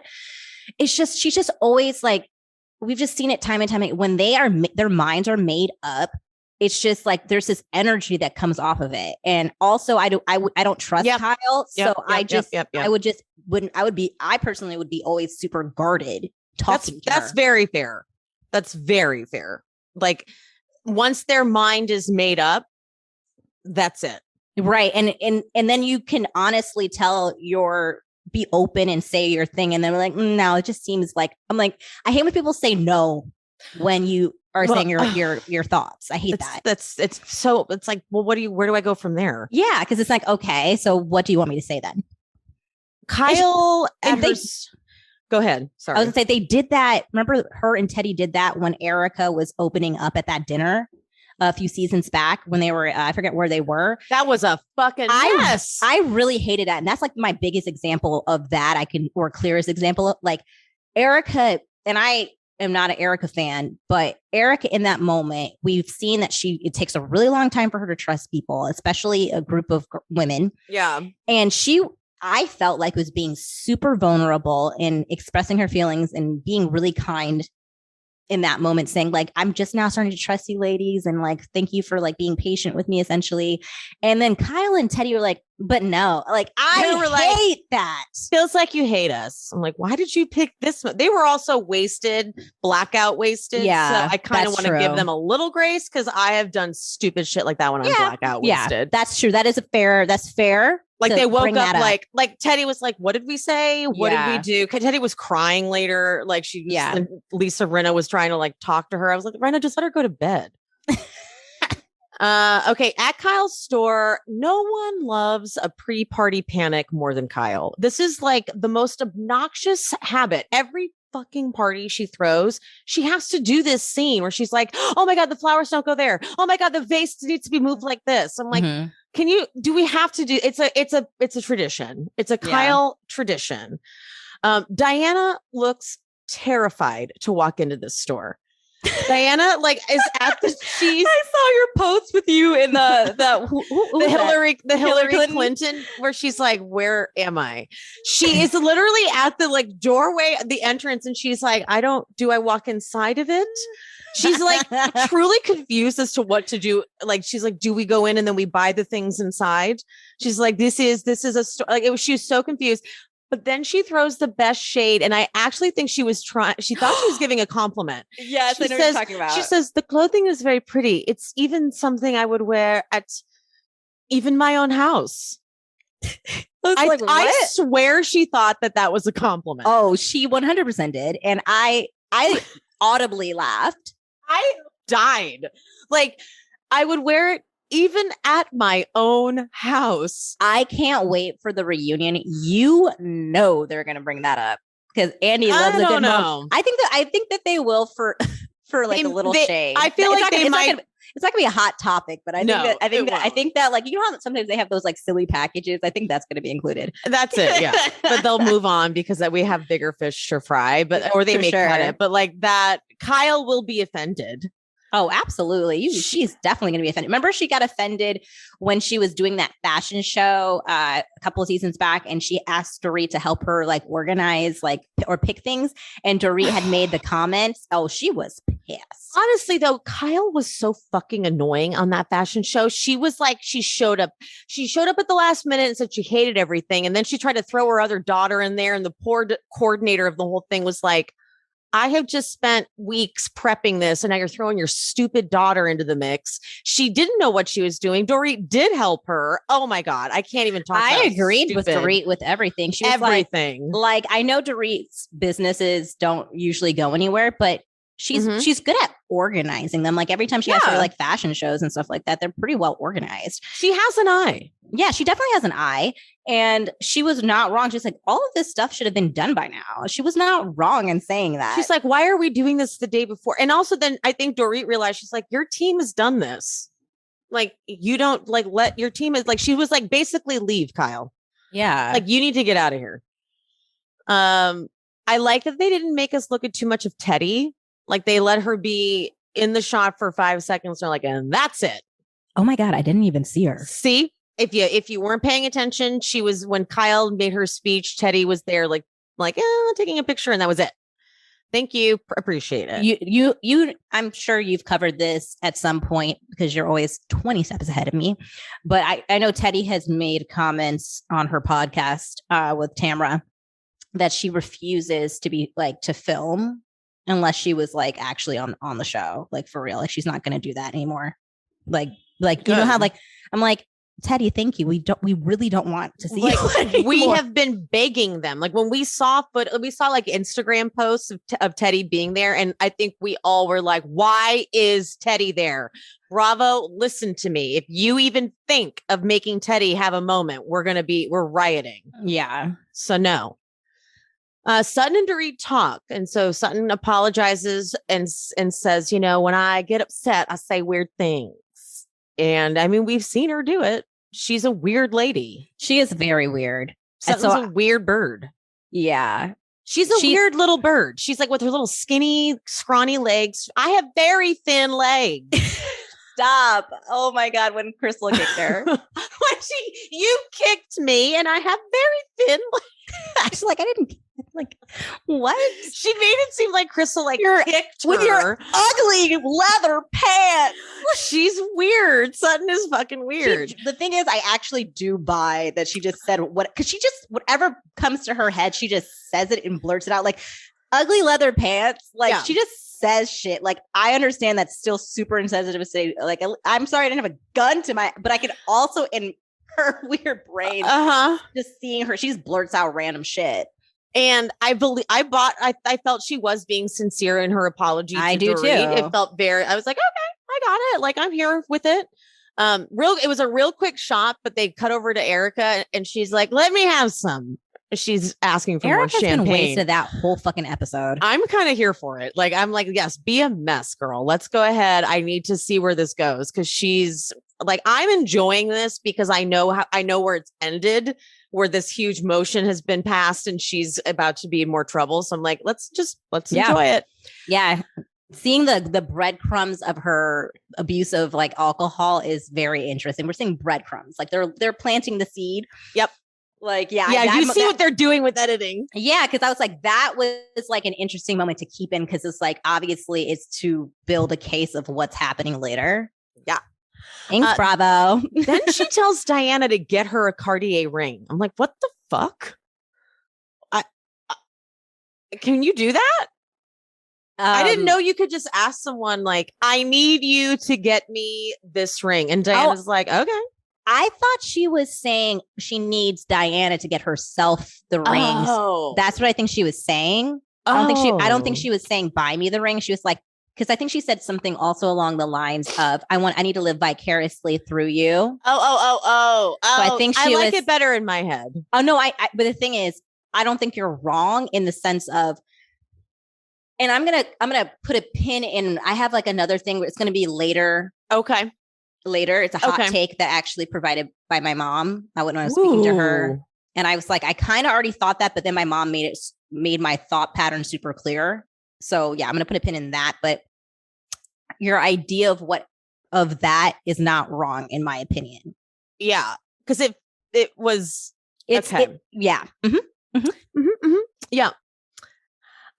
Sutton and Kyle having their funny, like backstabby, like, yeah, that was fun. Sutton, I'm going to say this about Sutton this season. She's just up for it. She's up for the game. She gets what it is now. She's a lot more comfortable. She's figured out that like she's only really got Garcelle. That's it. That's her only real alliance. And she's cool with it. Like she's playful with this stuff. She's not taking it so sensitively. She's not like having to leave and cry. I appreciate that because we'll even see later. We'll see later. Okay. Back at Kyle's, Diana reveals that she's a Leo. And Kyle's that was a really fun moment. Kyle's like, but Kim's daughter has the exact same birthday and she's a Virgo. And Diana's like, no. And I think Diana posted on her inner stories, like some astrologer was like, actually, Diana is correct. It depends on where the sun was and whatever. So my dad has studied astrology since he was like, oh, really? 19 years old. So I've grown up knowing all about my chart, knowing about my dad does it by hand. Okay. Like my dad doesn't even do it automated. My dad like takes a pencil to paper and does math equations, like figuring out degrees. Like my dad's old school. That's impressive. Books. I know. So I know all about this shit.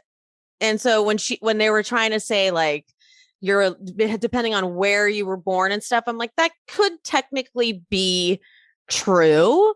It also is kind of true that they've rediscovered that some of the stuff is incorrect, but there's so much more to your chart than just your sign. There's your moon, there's your rising, there's your Saturn, there's the whole chart is what makes up you as a person. Okay. And there's planets that move through your chart. And my dad, throughout my whole life, like he would randomly send me an email. He'll be like, do you feel like you're having a hard time like communicating with people? Because Jupiter is moving through this house and that's the house of communication. And I'm like, whoa, that's exactly what I've been feeling. If you study and do it, if you know what you're doing, it is an actual like science. How lucky are you to have like a built-in astrologer essentially to like tell you all that? That's so cool. Yeah, it's definitely been helpful, but that's also why like when people look at their like I'm very picky about astrology because half the time I'm like, you don't know what you're fucking talking about. Right. I just go in generators and I'm like, okay. Yeah, I'm like, that's bullshit. My dad's actually, and you also like to get a reading like from someone good is cool too. So like my dad has done readings for a bunch of friends, and that is so cool. Like he's even figured out. Like I had a guy friend once. I think it was an ex-boyfriend. I can't remember who the person was, but I remember it was a guy. And my dad was looking at it and he was like, is there a woman in your life who's a Sagittarius? Is that why you asked me what my birthday was? No. Oh, I just wanted to write it down, make sure I knew. Oh, and he was like, do you have a woman in your life that's a Sagittarius, like a strong, maybe like your mom? And they were like, yeah, that's my mom's a Sagittarius. And he's like, are you in a conflict right now with her? And they're like, yeah, we stopped talking. He's like, yeah, okay, I see that. It's on here. Like, it's crazy. It's like, I believe in that kind of stuff. I really do. I really believe in that. Yeah. So there we go. They all ooh and ah over her baby video. And I'm so here for like an older woman having a baby. That's not, me too. You know, I love it. Like live your life and then have a baby. Like how fun is that? Live a full life. And then you're like, okay, now I'm a mom.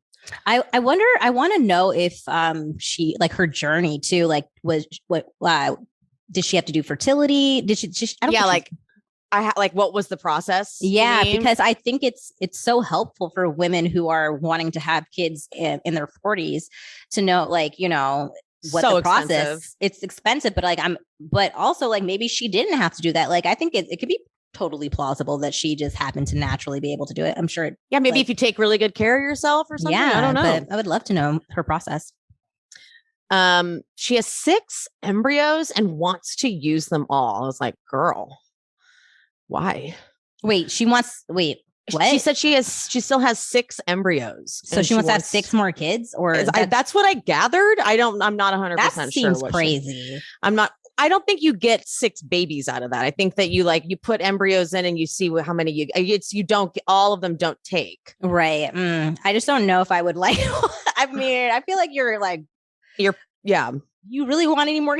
Damn. Maybe she does. I mean, I feel like when you have one baby, if you can get another one real quick, might as well have 2. Well, yeah, because then they have a little friend. Yeah. I wrote Kyle's dogs are so cute. But then later when they were stealing all the food, I was like, Kyle, put the fucking dogs away. Yeah. Like, this is ridiculous. It's never cute for dogs to steal food. But my Penn has done that twice, and it's always at my goddamn birthday parties. He loves pizza, and I don't feed him table food at all. But he's about to be 2 next month, and one of my first birthdays with him had pizza out, and it's always Curtis's pizza. So maybe Curtis is the problem. And he grabbed Curtis's pizza, and I was not a fan. I immediately scolded him, got that pizza back. Well, I mean, I didn't give it back to Curtis. I got him a new slice, but he wasn't going to get to sit there and enjoy the pizza. Like, and I don't act. And if he's like he knows not to do it now. He did it again at my last birthday, but he is not to be jumping up, actively eating food. Absolutely fucking not. Like, that's not cute. It's not okay. Kyle's just sitting there. No, and I like that one last scene of the dog just like visibly just eating off the counter. Like, that would not be fucking flying with me at all. And it's so Kyle, like think about the amount of times her dogs have gotten out and she's panicking and the dogs have gotten out. I'm like, didn't they go to like a obedience school or something? Like, what is wrong with your dogs? Kyle, it's like my dogs are just not well trained. That's bullshit, because again, when Penn was acting out, I don't have any money. I'm poor, guys. And I went to canine dog training. I'm going to shout them out in Glendale because they were excellent. It's a 3-week training program where he stays there for 3 weeks.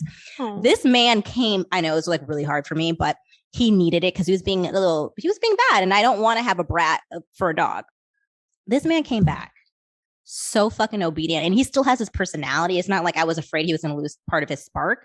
He completely still has the same personality, but he just listens to me. He's like I can snap him back. Like, yes, he's a dog. He's going to probably get into some trouble, but at least when I like try to get his attention, he's like, okay, I know what I did was wrong here. Gonna shape up. And he's been such a delight to like have every single day, where I was really stressed for a while because I was like, this is crazy. Kyle, you have all the resources, all the money.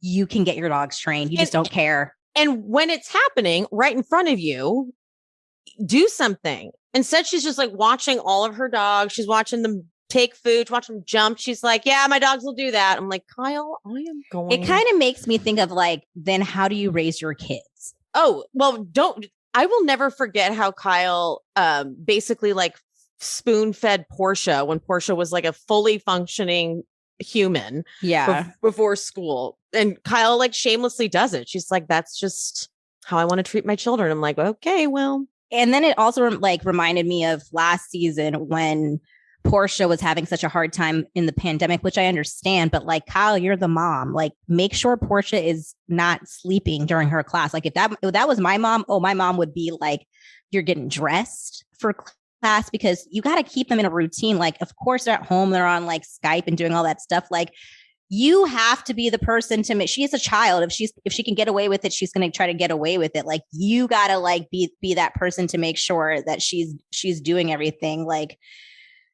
you can't let her run her own like house schedule. Yeah, no, like no, yeah, that's your responsibility. So they're all like sitting and eating, and Garcelle goes, all right, this is a good time for while now that everyone's here, that we bring up the Sutton conversation. And Sutton is literally raising her hand. She's like, pick me. Oh my right here. gosh. I thought it was so hilarious. She's up for it. She's like, this is what we do here. This is how we roll when we film these shows now. I get it. And Sutton says that she didn't. Oh, okay. Again, it gets explained, and Kyle's thing is like, she's like, you don't. Oh, because in the deleted scene from the week prior, Sutton's in that scene with Kyle. She says to Kyle, she's like, I was a little insulted that y'all went over to Dorit's house and I didn't get an invitation. And Kyle was like, we didn't like plan it. We all just did it. And Sutton was like, I mean, it was a weird thing to say. But also, do you get that? I kind of in a weird way get that. But then when Sutton says that when her dad died, she didn't want people coming over because she had this influx of people constantly coming by and she was like entertaining people. And she's like, I just know that if we went over there, Dorit was going to be, catering to us, making sure we were okay. Again, Sutton's weird. Yeah. And the thing is, I actually could follow what Sutton was saying there, just because I handle death or tragedy in my own way too. I actually don't want to be around people either. Or I like, even when something happens to other people, I don't know what to do. And it's not that I don't care. I just don't know how to process it myself. And I often do think that it's more invasive when you're like constantly like not going at somebody, but like I think it can becoming overwhelming. So I kind of followed what she was saying there. Everyone just deals with that kind of stuff differently. And then also to like go to Kyle, like the thing about what you just said about that, she felt like, why didn't I get an invitation to Dorit's?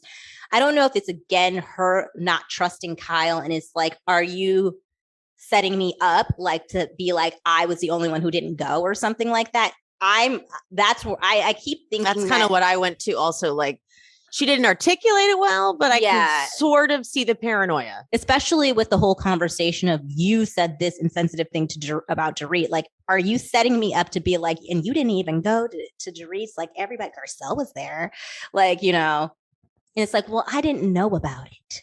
I didn't know we were all going. It seems like my invitation got lost in the mail.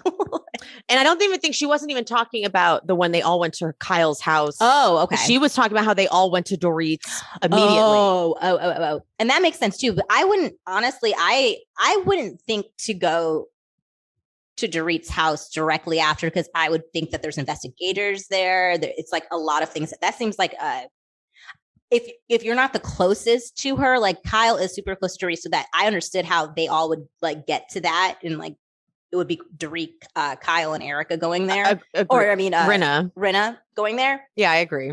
But like Garcelle and Sutton are not. I don't think that they're talking with Dorit every single day, all day. So I wouldn't expect her to. I don't know. I wouldn't expect her to be there. Sutton, or for them to call her. Sutton wasn't saying that she didn't think that they were expecting her to be there. Sutton was bummed she didn't get an invitation, is what she was sort of saying. And Kyle was like, wait, hold on. Like you're feeling left out, as in like Sutton was like, y'all went and you didn't let me know. Okay. And that doesn't track for me then. And Kyle was like, it's not like it was like a dinner that we all planned and you weren't invited. It was going to Dorit's house after we saw the news. Yeah, no, then that doesn't track for me, because if she was talking about like going to Kyle's house, that would make more sense to me than the whole like initial going to Dorit's house fresh off the robbery. Yeah, that's what she was like. Y'all went and y'all didn't tell me about it. And I'm not really, I wouldn't be thinking like, hey, let me text everyone. No, because no. That right? That doesn't really track for me. Sutton sometimes. I'm telling you. And then so Diana, like, it's pretty clear. I have some very good inside information. I can't say where the source comes from, but it's someone involved with the production of Real Houses of Beverly Hills. So I can't, I have to give very vague information because I can't blow up this spot. Okay. Diana, because Diana 100% could have like told Rinna, you know, she does underwrite that charity event. She could have said, no, Sutton did buy a table. Like, she could have clarified for Rinna, like, Sutton bought a table. It's right here. Like, I have the whole thing. Yeah. But she's very much going in as Rinna and like on Rinna's side into this whole thing. So that is very clear when Diana starts with this whole, I think Sutton is very clumsy with her words and behavior. I did not like that. I didn't love it either, because then when she's referencing it based on what happened at Harry's dinner, I thought that was a bit strange. Like, I would have thought it would have been based off what happened with like Crystal last year. That's that's what I thought she was going. That's where I thought she was going with it. And mind you, this woman is Bosnian. So like half the time, I've worked with a lot of people that have that. It's like Yolanda. Yeah. They say things in a very curt way, but it's just how they communicate. And so I sort of understood when she said clumsy, she meant it like literally. And Sutton is clumsy, literally, with her words. But then when she's like at Harry's dinner, she doesn't realize that these words like hurt people. And I'm like, she didn't say anything at Harry's dinner that would hurt people. Rinna was trying to. I agree. So that was a weird reference. I did not like that. About? Didn't like it. That doesn't add up as hurtful. But she's clearly coming in as Team Rinna. Yeah. Again, why didn't she? I was expecting her to reference the very clunky conversation and moments that Sutton had with Crystal, but instead it was all about this Rinna charity, which is odd. But then she gives, but it's weird. She like insults Sutton, and then she goes, but you know, if you're willing to grow, she's apologized. I'm like, thanks. Yeah, I feel like Sutton what just happened. What I appreciated is Sutton. For me, I would have been like, "Who are you talking to? And what are you talking about? Give me examples." But I like that Sutton was like, Sutton was like, "Thanks, I have apologized." She goes, "I love apologizing." I know.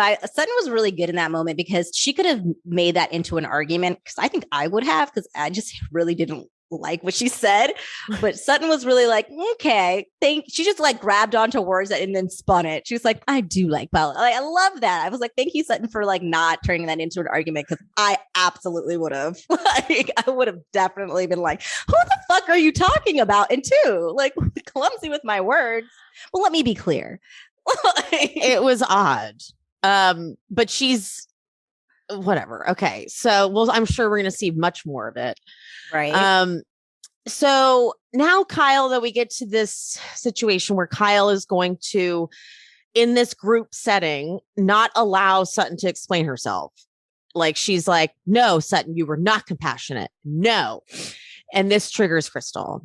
And she's like, and I remember last season, I was even shocked because Garcelle, everyone at that table was like, violated is not the word, Crystal.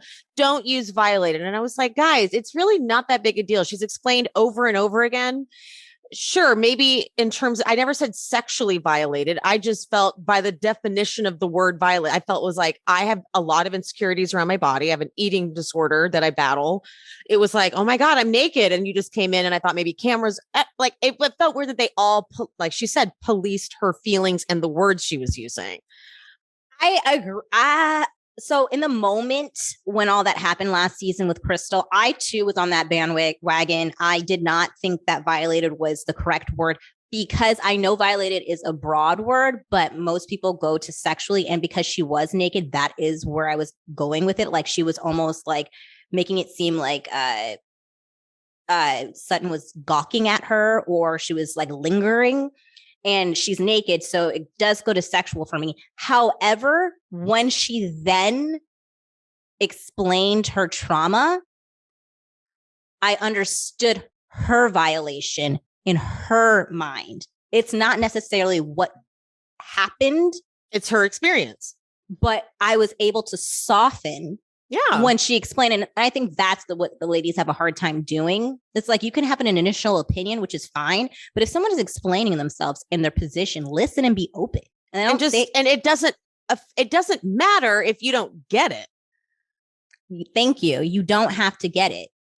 And you can't tell someone that they're wrong for feeling the way that they feel. Like you don't have to agree with it, but saying no is dismissive. It costs you nothing to just observe, listen, take it in and go, okay, I hear you. And I'm okay. That's it. It doesn't to say no over and over again. It's like, why are you doing that? Right. Stop I hate that about them. And it's a gang up mentality. Like when they're all like, well, no, you're wrong. Like your feelings are wrong. Your feelings aren't valid. And you know why? Because we all agree about it. Three or four people in a room does not make it fact. And what's interesting too is Garcelle is included in what Crystal's talking about. Garcelle was one of the people that was also saying, no, violated isn't the right word, but Garcelle isn't even kind of getting defensive. She's just like, well, she's just trying to explain herself. Like, guys, just let her have it. Like Garcelle was included in it. Yeah. And that I feel like I'm like, how I feel like Garcelle. I too felt a certain way when she used the word. However, she has over and over explained. First of all, she apologized to Sutton because her reaction and retelling of it didn't necessarily align with what I don't ever once think Crystal maliciously lied about what happened. That is what she felt like happened. Maybe she didn't hear Sutton knock on the door. Maybe she did feel like she was lingering because of her past trauma.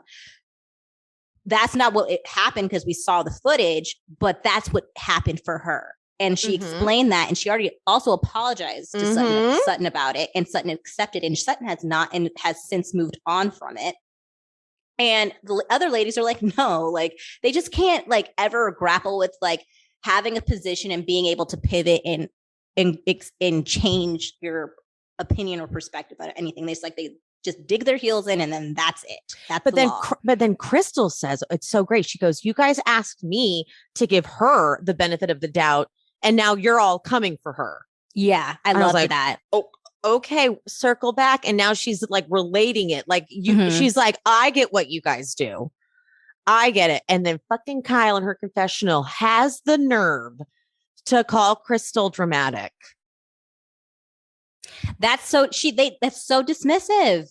I mean, of all people to call someone else dramatic. I know it is. The irony is just, as I said before, her daytime Emmy, all the whole 3 episodes. Like, I can't. Like, okay, girl. Like we could roll so many clips of Kyle being so damn dramatic.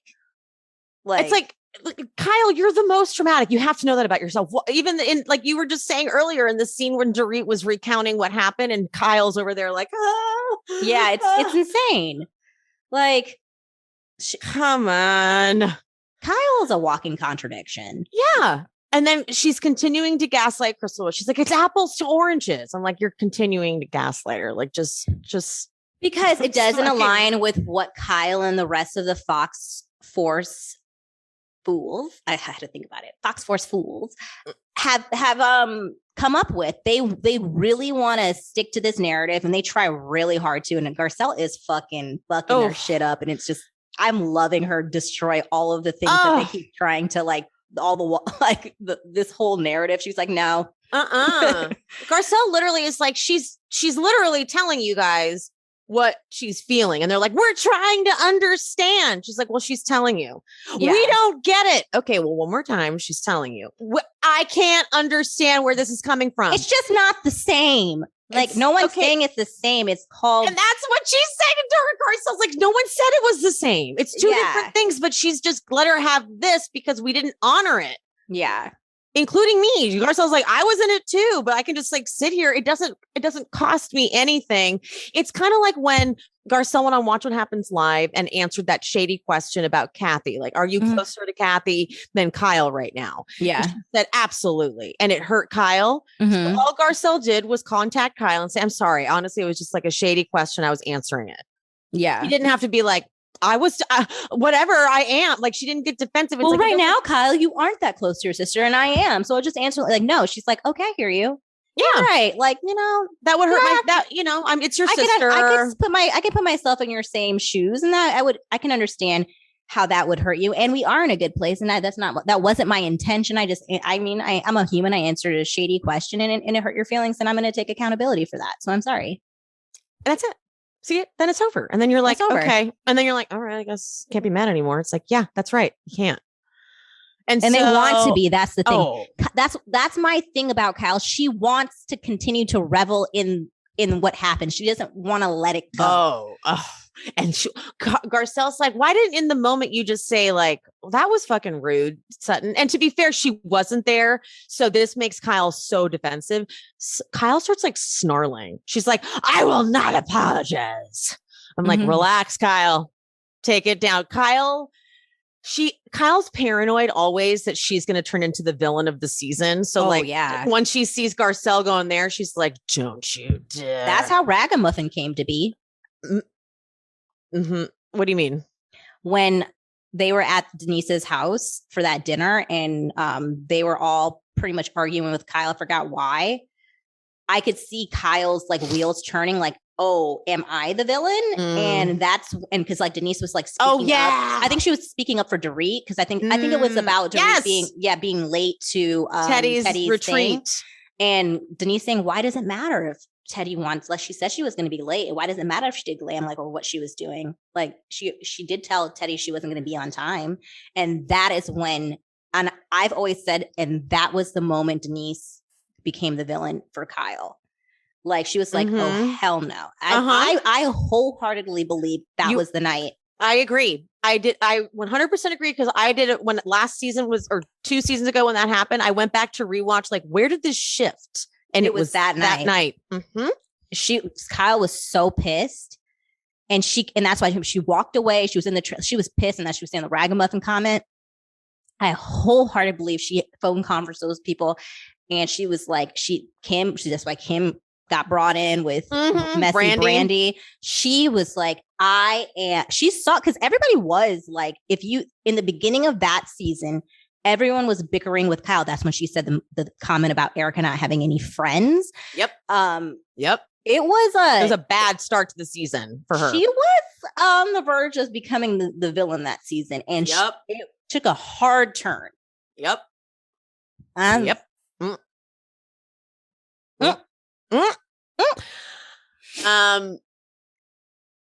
I think Sutton says something to Crystal like, I do want to respect your feelings and everyone's feelings. And blackout Erika goes, do you feel good about do you respect how you treated me? And I'm like, that didn't really segue right, but that works. And can we all take note of how she was slumped in that couch too? It was hilarious. She was just like, she was leaning back with her like martini. I'm like, do you feel good about how you disrespected me?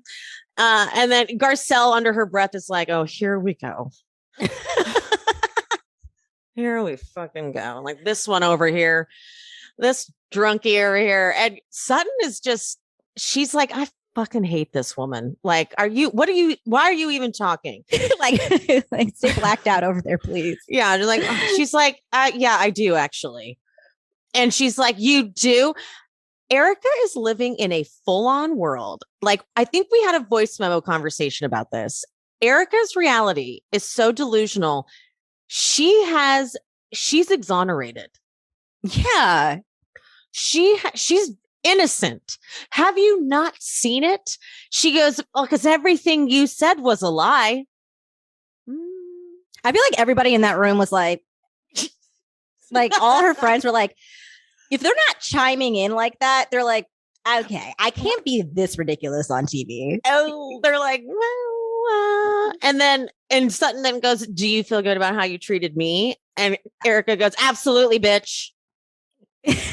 It's like, Erika, like you sitting here acting like you're some innocent angel baby.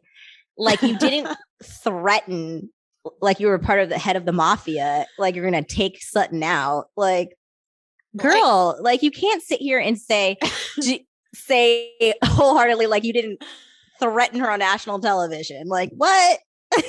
it's like, not only did you just she was just mean, like cutting to anyone that said anything. The reunion, I get it. She's fighting back. That's what in her mind, that's what she was doing. But this is what makes Erika an amazing villain, because the villain doesn't know they're the villain. The villain thinks that they are on the right side. And they will defend that side until the end. And so they're defending the bad side. So she is in a world where because when we'll finish the episode and then we'll talk about what's coming next week, because she's in a world where she's the victim. Oh, absolutely. She is so victimized. Oh my God. And then also, Kyle, want to talk about apples and oranges. Why didn't you jump on your friend Erika when she was comparing the Sutton and her drama to the Sutton and Dorit drama, which is vastly different? Ooh. Because, hey, what Sutton said about Dorit was unprovoked, because Dorit wasn't even there. Like, you know, Dorit did absolutely nothing to hold for sound. Smoothie time. Oh, your car's so cool. Anyway. Oh, that was a car? Mm-hmm. Wow. Sutton said what Sutton said about Dorit. Dorit wasn't there. Dorit did nothing to Sutton. So that's why it felt like unfair or harsh what Sutton said. Sutton and Erika were going back and forth. It was like they were both saying things about each other. So it's like a very, very fucking different situation. So like, I'm just curious why Kyle didn't then jump on Erika being like, hey, that's not even comparable. No, she couldn't. She was like, I'm scared. Exactly. Like, she's like, oh no, Erika's yelling. Exactly. But you'll jump on Crystal for comparing an experience that she had that actually did correlate to, like, because she did bring it back and explain why it connects. And Erika's was just like, apologize to me. Like, no one thinks that Erika deserves an apology because you fucking cussed her out too. Like, it was it's called an argument that you both got into and both said stuff. So Erika's like, she's so proud of herself. She's like, I'm seeing a pattern here. First you do it with me, and then you do it with, who else did Crystal? The common denominator is Sutton. Who else did she list? Dorit. Crystal. First you do it with Crystal, then you do it with Dorit. Okay, those are the three. So first you do it with Rinna. With what was it with Rinna? Oh, that's right. The charity. Yeah. The charity. But to be fair, you've all had issues with each other. And that was what that was your earlier point. Yeah, I didn't want to go too far ahead of that, but like that, it's like, no, then we can also talk about Erika. You've had something with Teddy. You've had something with Rinna. Dorit. I think she had something with Rinna early on too, I think. Dorit. No? Dorit. She's definitely had something with Dorit. She had something with Kyle. They've all had issues. And vice versa. Kyle, that's the game. Kyle, Rinna. Yeah. Dorit. Everybody has had, like, we can give examples. If anybody needs examples that are going to come in the comments, I'll have them ready in my arsenal. So I would suggest thinking about that before you write it, because I will within seconds have a reply. So please be ready. The best is that Rinna even knows that was real, like that wasn't smart. So she's like, I think we're getting off topic. Yeah. Even Rinna's like, I was like, Erika, it's like the Amber, everything should relate to Amber Heard and Johnny Depp trial, but it's like she's being very Amber Heard about stuff where you're just throwing things out there that I can then back up with factual evidence to make you be like, to show that you're lying. Like you're absolutely incorrect and you're just making shit up as you go. Like literally. Just like go back to sleep. Yes. And so now like Crystal is like, I have to go. I mean, to be honest, I didn't love Crystal here. She was being kind of a baby. Like she was like, I don't feel safe. However, when she said this isn't a safe space, look, I know people, like, I kind of came for Dorit a little bit when I made content, because when she in her confessional is like, that was a really poor choice of words after what I've just been through. I was like, okay, you don't like own that terminology. I think that was just when stuff happens in confessionals, producers are prompting them. Well, absolutely. So I leave space for that because a producer was like, how did you feel about Crystal saying this isn't a safe space for me? And so she responded. Oh, I believe a producer absolutely took that opportunity to prompt Dorit with that. But this is, again, why it's hard for me to have all of the empathy that I want to have for Dorit about the robbery, because I feel like it's being, you know how you felt like Sutton was using her father's suicide and like her trauma for her robbery to give an excuse of why she was so insensitive about Dorit's robbery. I feel like in real time, which is in so soon, where I feel like Dorit is constantly using her experience with the robbery to almost give her a free pass for the season of like, no one can say shit to her because this happened to me. And I'm like, I'm not going to be doing that all season. Like people are like, I'm sorry. Like you are, then log off and take a break from the show, because you don't get to not have anyone talk to you all season because this happened to you. Sorry. We're on a show. And if people want to bring stuff up and talk about things that we're not going to be all season like, well, Dorit had a robbery. Okay. Well, we're not going to say that for every fucking time. Like something happens. I was on Kendrick's podcast, Reality Comics 2, and he said it perfect. He's like, I would have kind of respected like Dorit popping up in like episode 8. Like we don't see Dorit, she's taking her time and then she emerges and they're like, oh, Dorit is here. Like the fact that she doesn't take one day off from filming is a little odd. And I get that we're not supposed to judge it. But it does make it hard because now we can't really like touch her. No, she's decided to stay. Okay. We're why you're here. That's why we're touching. I'm sorry. I'm not doing that. And I'm not like, you decided to stay. We're fucking doing it. So they're yelling at Crystal. Like Dorit, are you out of your fucking mind? Which is very reminiscent of let me finish Garcelle. That was really good. And Garcelle is like, you guys are still doing it. Like, do you realize that she's telling you that we never made space for her feelings, and then like we're literally still doing it? And they're like, we just don't get it. And she's like, she's explaining it.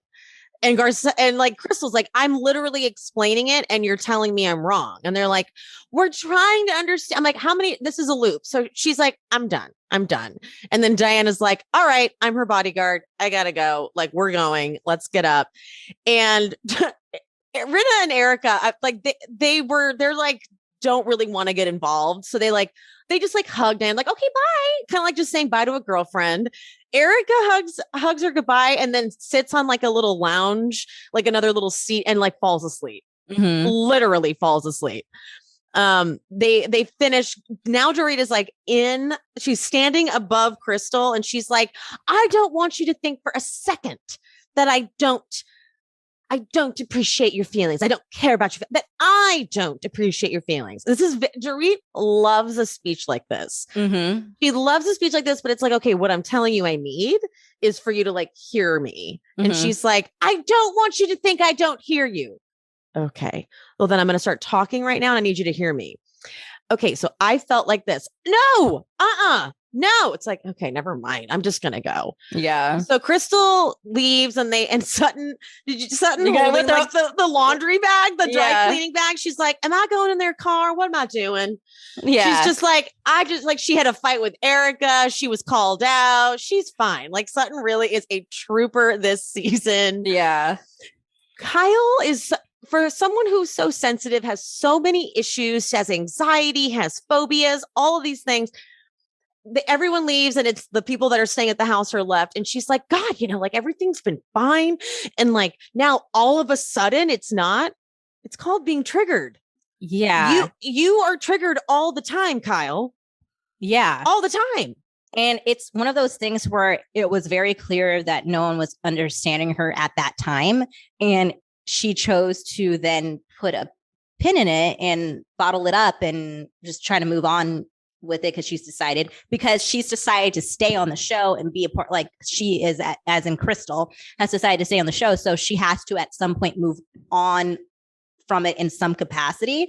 And she never really got to express fully how she felt during that time. And this was her moment to actually bring it up and try to get some sort of closure, which I can understand her frustration, because it's like, I feel like she was just trying to bring it up one more time to say, hey guys, this is how I felt.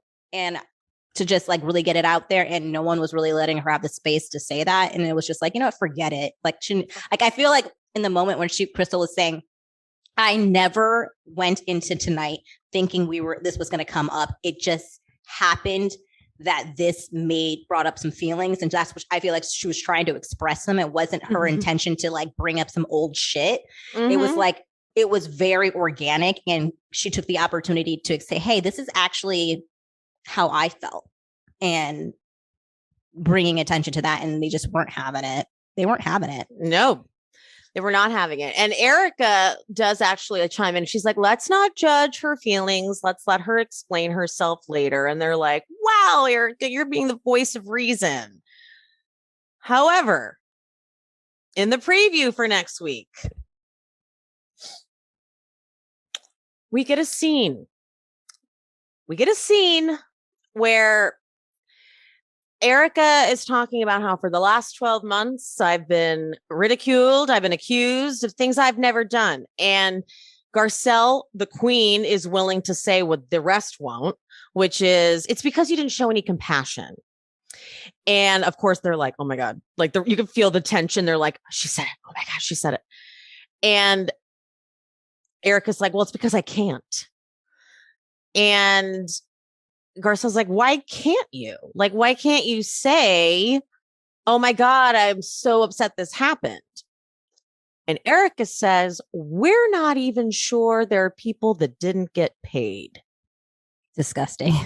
It's absolutely disgusting what she just said. I just like, this proves a couple things. This proves that she's never had compassion for the victims.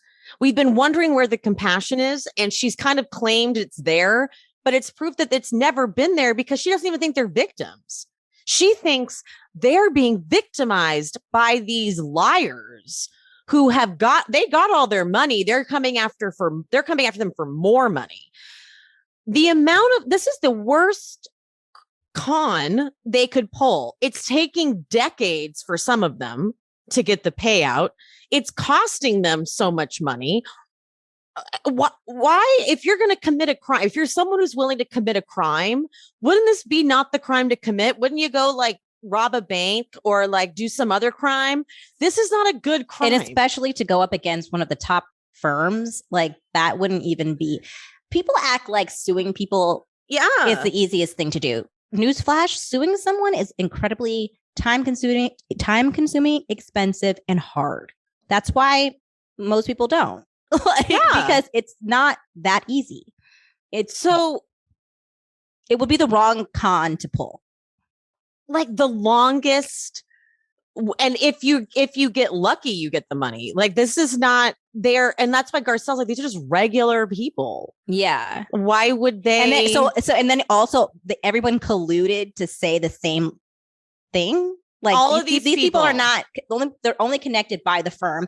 So they all they all had like a group text. They figured out each other's contact info, and they all and it's all different like scenarios. So it's not like it's from one giant thing. It's like the plane crash victims or certain other people, like the one guy who the explosion happened at his house and he lost his girlfriend. Yes, most of his body is burned. There's other people that were involved that didn't get their money. So they all came together on a group thread, got each other's information, and said, hey, let's all for 10 years lie about this and get more money. That's what happened. That's the plausible explanation. And Tom, there's all these voicemails of Tom being like, hey, I'm a good guy. Sorry about that. The money's coming. I had to make a call to there's all this evidence that Tom was being shady. No, you're right, Erika. You're right. Yeah, it's not all of the glam squad that he flies around the world for you to do podcasts that aren't even filmed. I can't. It's just ridiculous. She's ridiculous. And I just quickly wanted to bring up what I had put a pin in earlier. Yes. So it has to do with Erika, seemingly being the voice of reason. at the end of the episode, my mom had a hot take where she said, it's interesting to me that Erika is all of a sudden taking up for Crystal after she leaves, saying like we should listen to her, all of that. Crystal right now is very buddy with who? The new housewife. What's her name again? Diana. Diana's buying Crystal stuff at Kyle's showroom. Diana is really wealthy, and we've seen Erika be up Diana's ass from the beginning, the moment we see her. Hey, Rinna, are you not going to introduce me to Diana? Oh, Diana, this. Oh, Diana, you should buy yourself that ring. I want to live vicariously through you. All this stuff. Diana is very good friends with Crystal right now. It only makes sense for Erika to still want to be aligned with Crystal at this time because Diana is aligned with Crystal. She ain't dumb. That's the hot take. That's a great hot take. Wow. Oh, wow. That's via my mom. Well done. Shout out, Leslie. Shout out. Hey, Leslie, thank you for that, because that's a great observation. Next week, we also get a tease that in the tease for next week, Garcelle is saying to Crystal, when Crystal comes over, there's this part of the preview clip in the first 7 minutes of next week's episode, because Garcelle is staying at Kyle's. And so it's Garcelle and the inner circle, right? Mm-hmm. And so they're like, so what happened with Crystal? Like, what do we do? And Garcelle calls Crystal, but she puts it on speaker and like walks over to the side, and like Dorit and Kyle are like listening in because they're trying to hear it. And Garcelle convinces Crystal, come over, have a conversation now that it's like settled down. And when Crystal does come over, it's teased that Garcelle is going to say something to her about the conversation about you don't see color, or tell me you're that girl. Oh, yes. Oh, no. And it looks like Garcelle's like, it looks like you kind of set her up basically to say that. And Crystal is going to say something like, no, there was more that was said that was even worse and very damaging. And the scene that's going to be, I believe it's at Sutton's store, is actually the scene that my friend Lauren, aka the Zen Blonde, went to. She went to filming. Oh, I remember you telling me about that. And she was like, she saw that there was so Crystal, when she walks into film, was like really upset and didn't want to walk in, and was like talking to her producer and was like, I don't want to be here. Like, so clearly, like, it makes sense that there was something that didn't make it into the show, and now it's being brought up, and now she's being put in a weird position. And this is why she's feuding with Garcelle and Sutton, because it's a pretty bold thing for Garcelle to have said that to Crystal. Like, whoa, that's a pretty bold thing. And Crystal's going to probably defend herself, which makes sense. Yeah. So now we're about to have the feud I didn't want. The feud I did not want. I did not want that to be the feud. I believe they're in a good place now. So they are. You can feel like at least go in settled. Yeah, we'll enjoy it. Let's enjoy it. Because we know it's gonna end fine. Yeah. So we can enjoy what happens and how they come back. Yeah, you're right. Let's just enjoy it like theater. Yeah. All right. Well, that's it. Let's do, I wanted to start doing a little wrap up at the end. What was your favorite either line or scene from this episode? There's so many. Let me think. I know, I got to think about it too. I always really like subtle shade, as you were doing it all throughout this podcast and just loving it. And it's because it's subtle shade, and it's not even subtle. Like, you don't even know you're doing it. And it was when Diana said that comment about Kyle's clothing. I would even wear it at my own house. I have to say that probably would be the best one, because I actually laughed. I agree. And I was tickled by that moment. I agree. I would have to say, when she said, "Oh, the clothing is very pretty. It's something I would even wear, even at my own house. Yeah, that was fun too. And it's also just light. I love light humor. It's not like it's not gonna kill Kyle for that comment to happen. Like, no, it's fine. And again, she thought it was a compliment. She did. She absolutely did. She was like, "You're welcome," because like I'm in my house. My house is amazing. Yeah. Like, you're welcome. Yeah, I have to, in my house was so funny. I have to say that was my favorite too. All right. Follow Pia, Piaget, PIAGETV, and I will see you guys next week. Bye. Bye. Oh, whoa.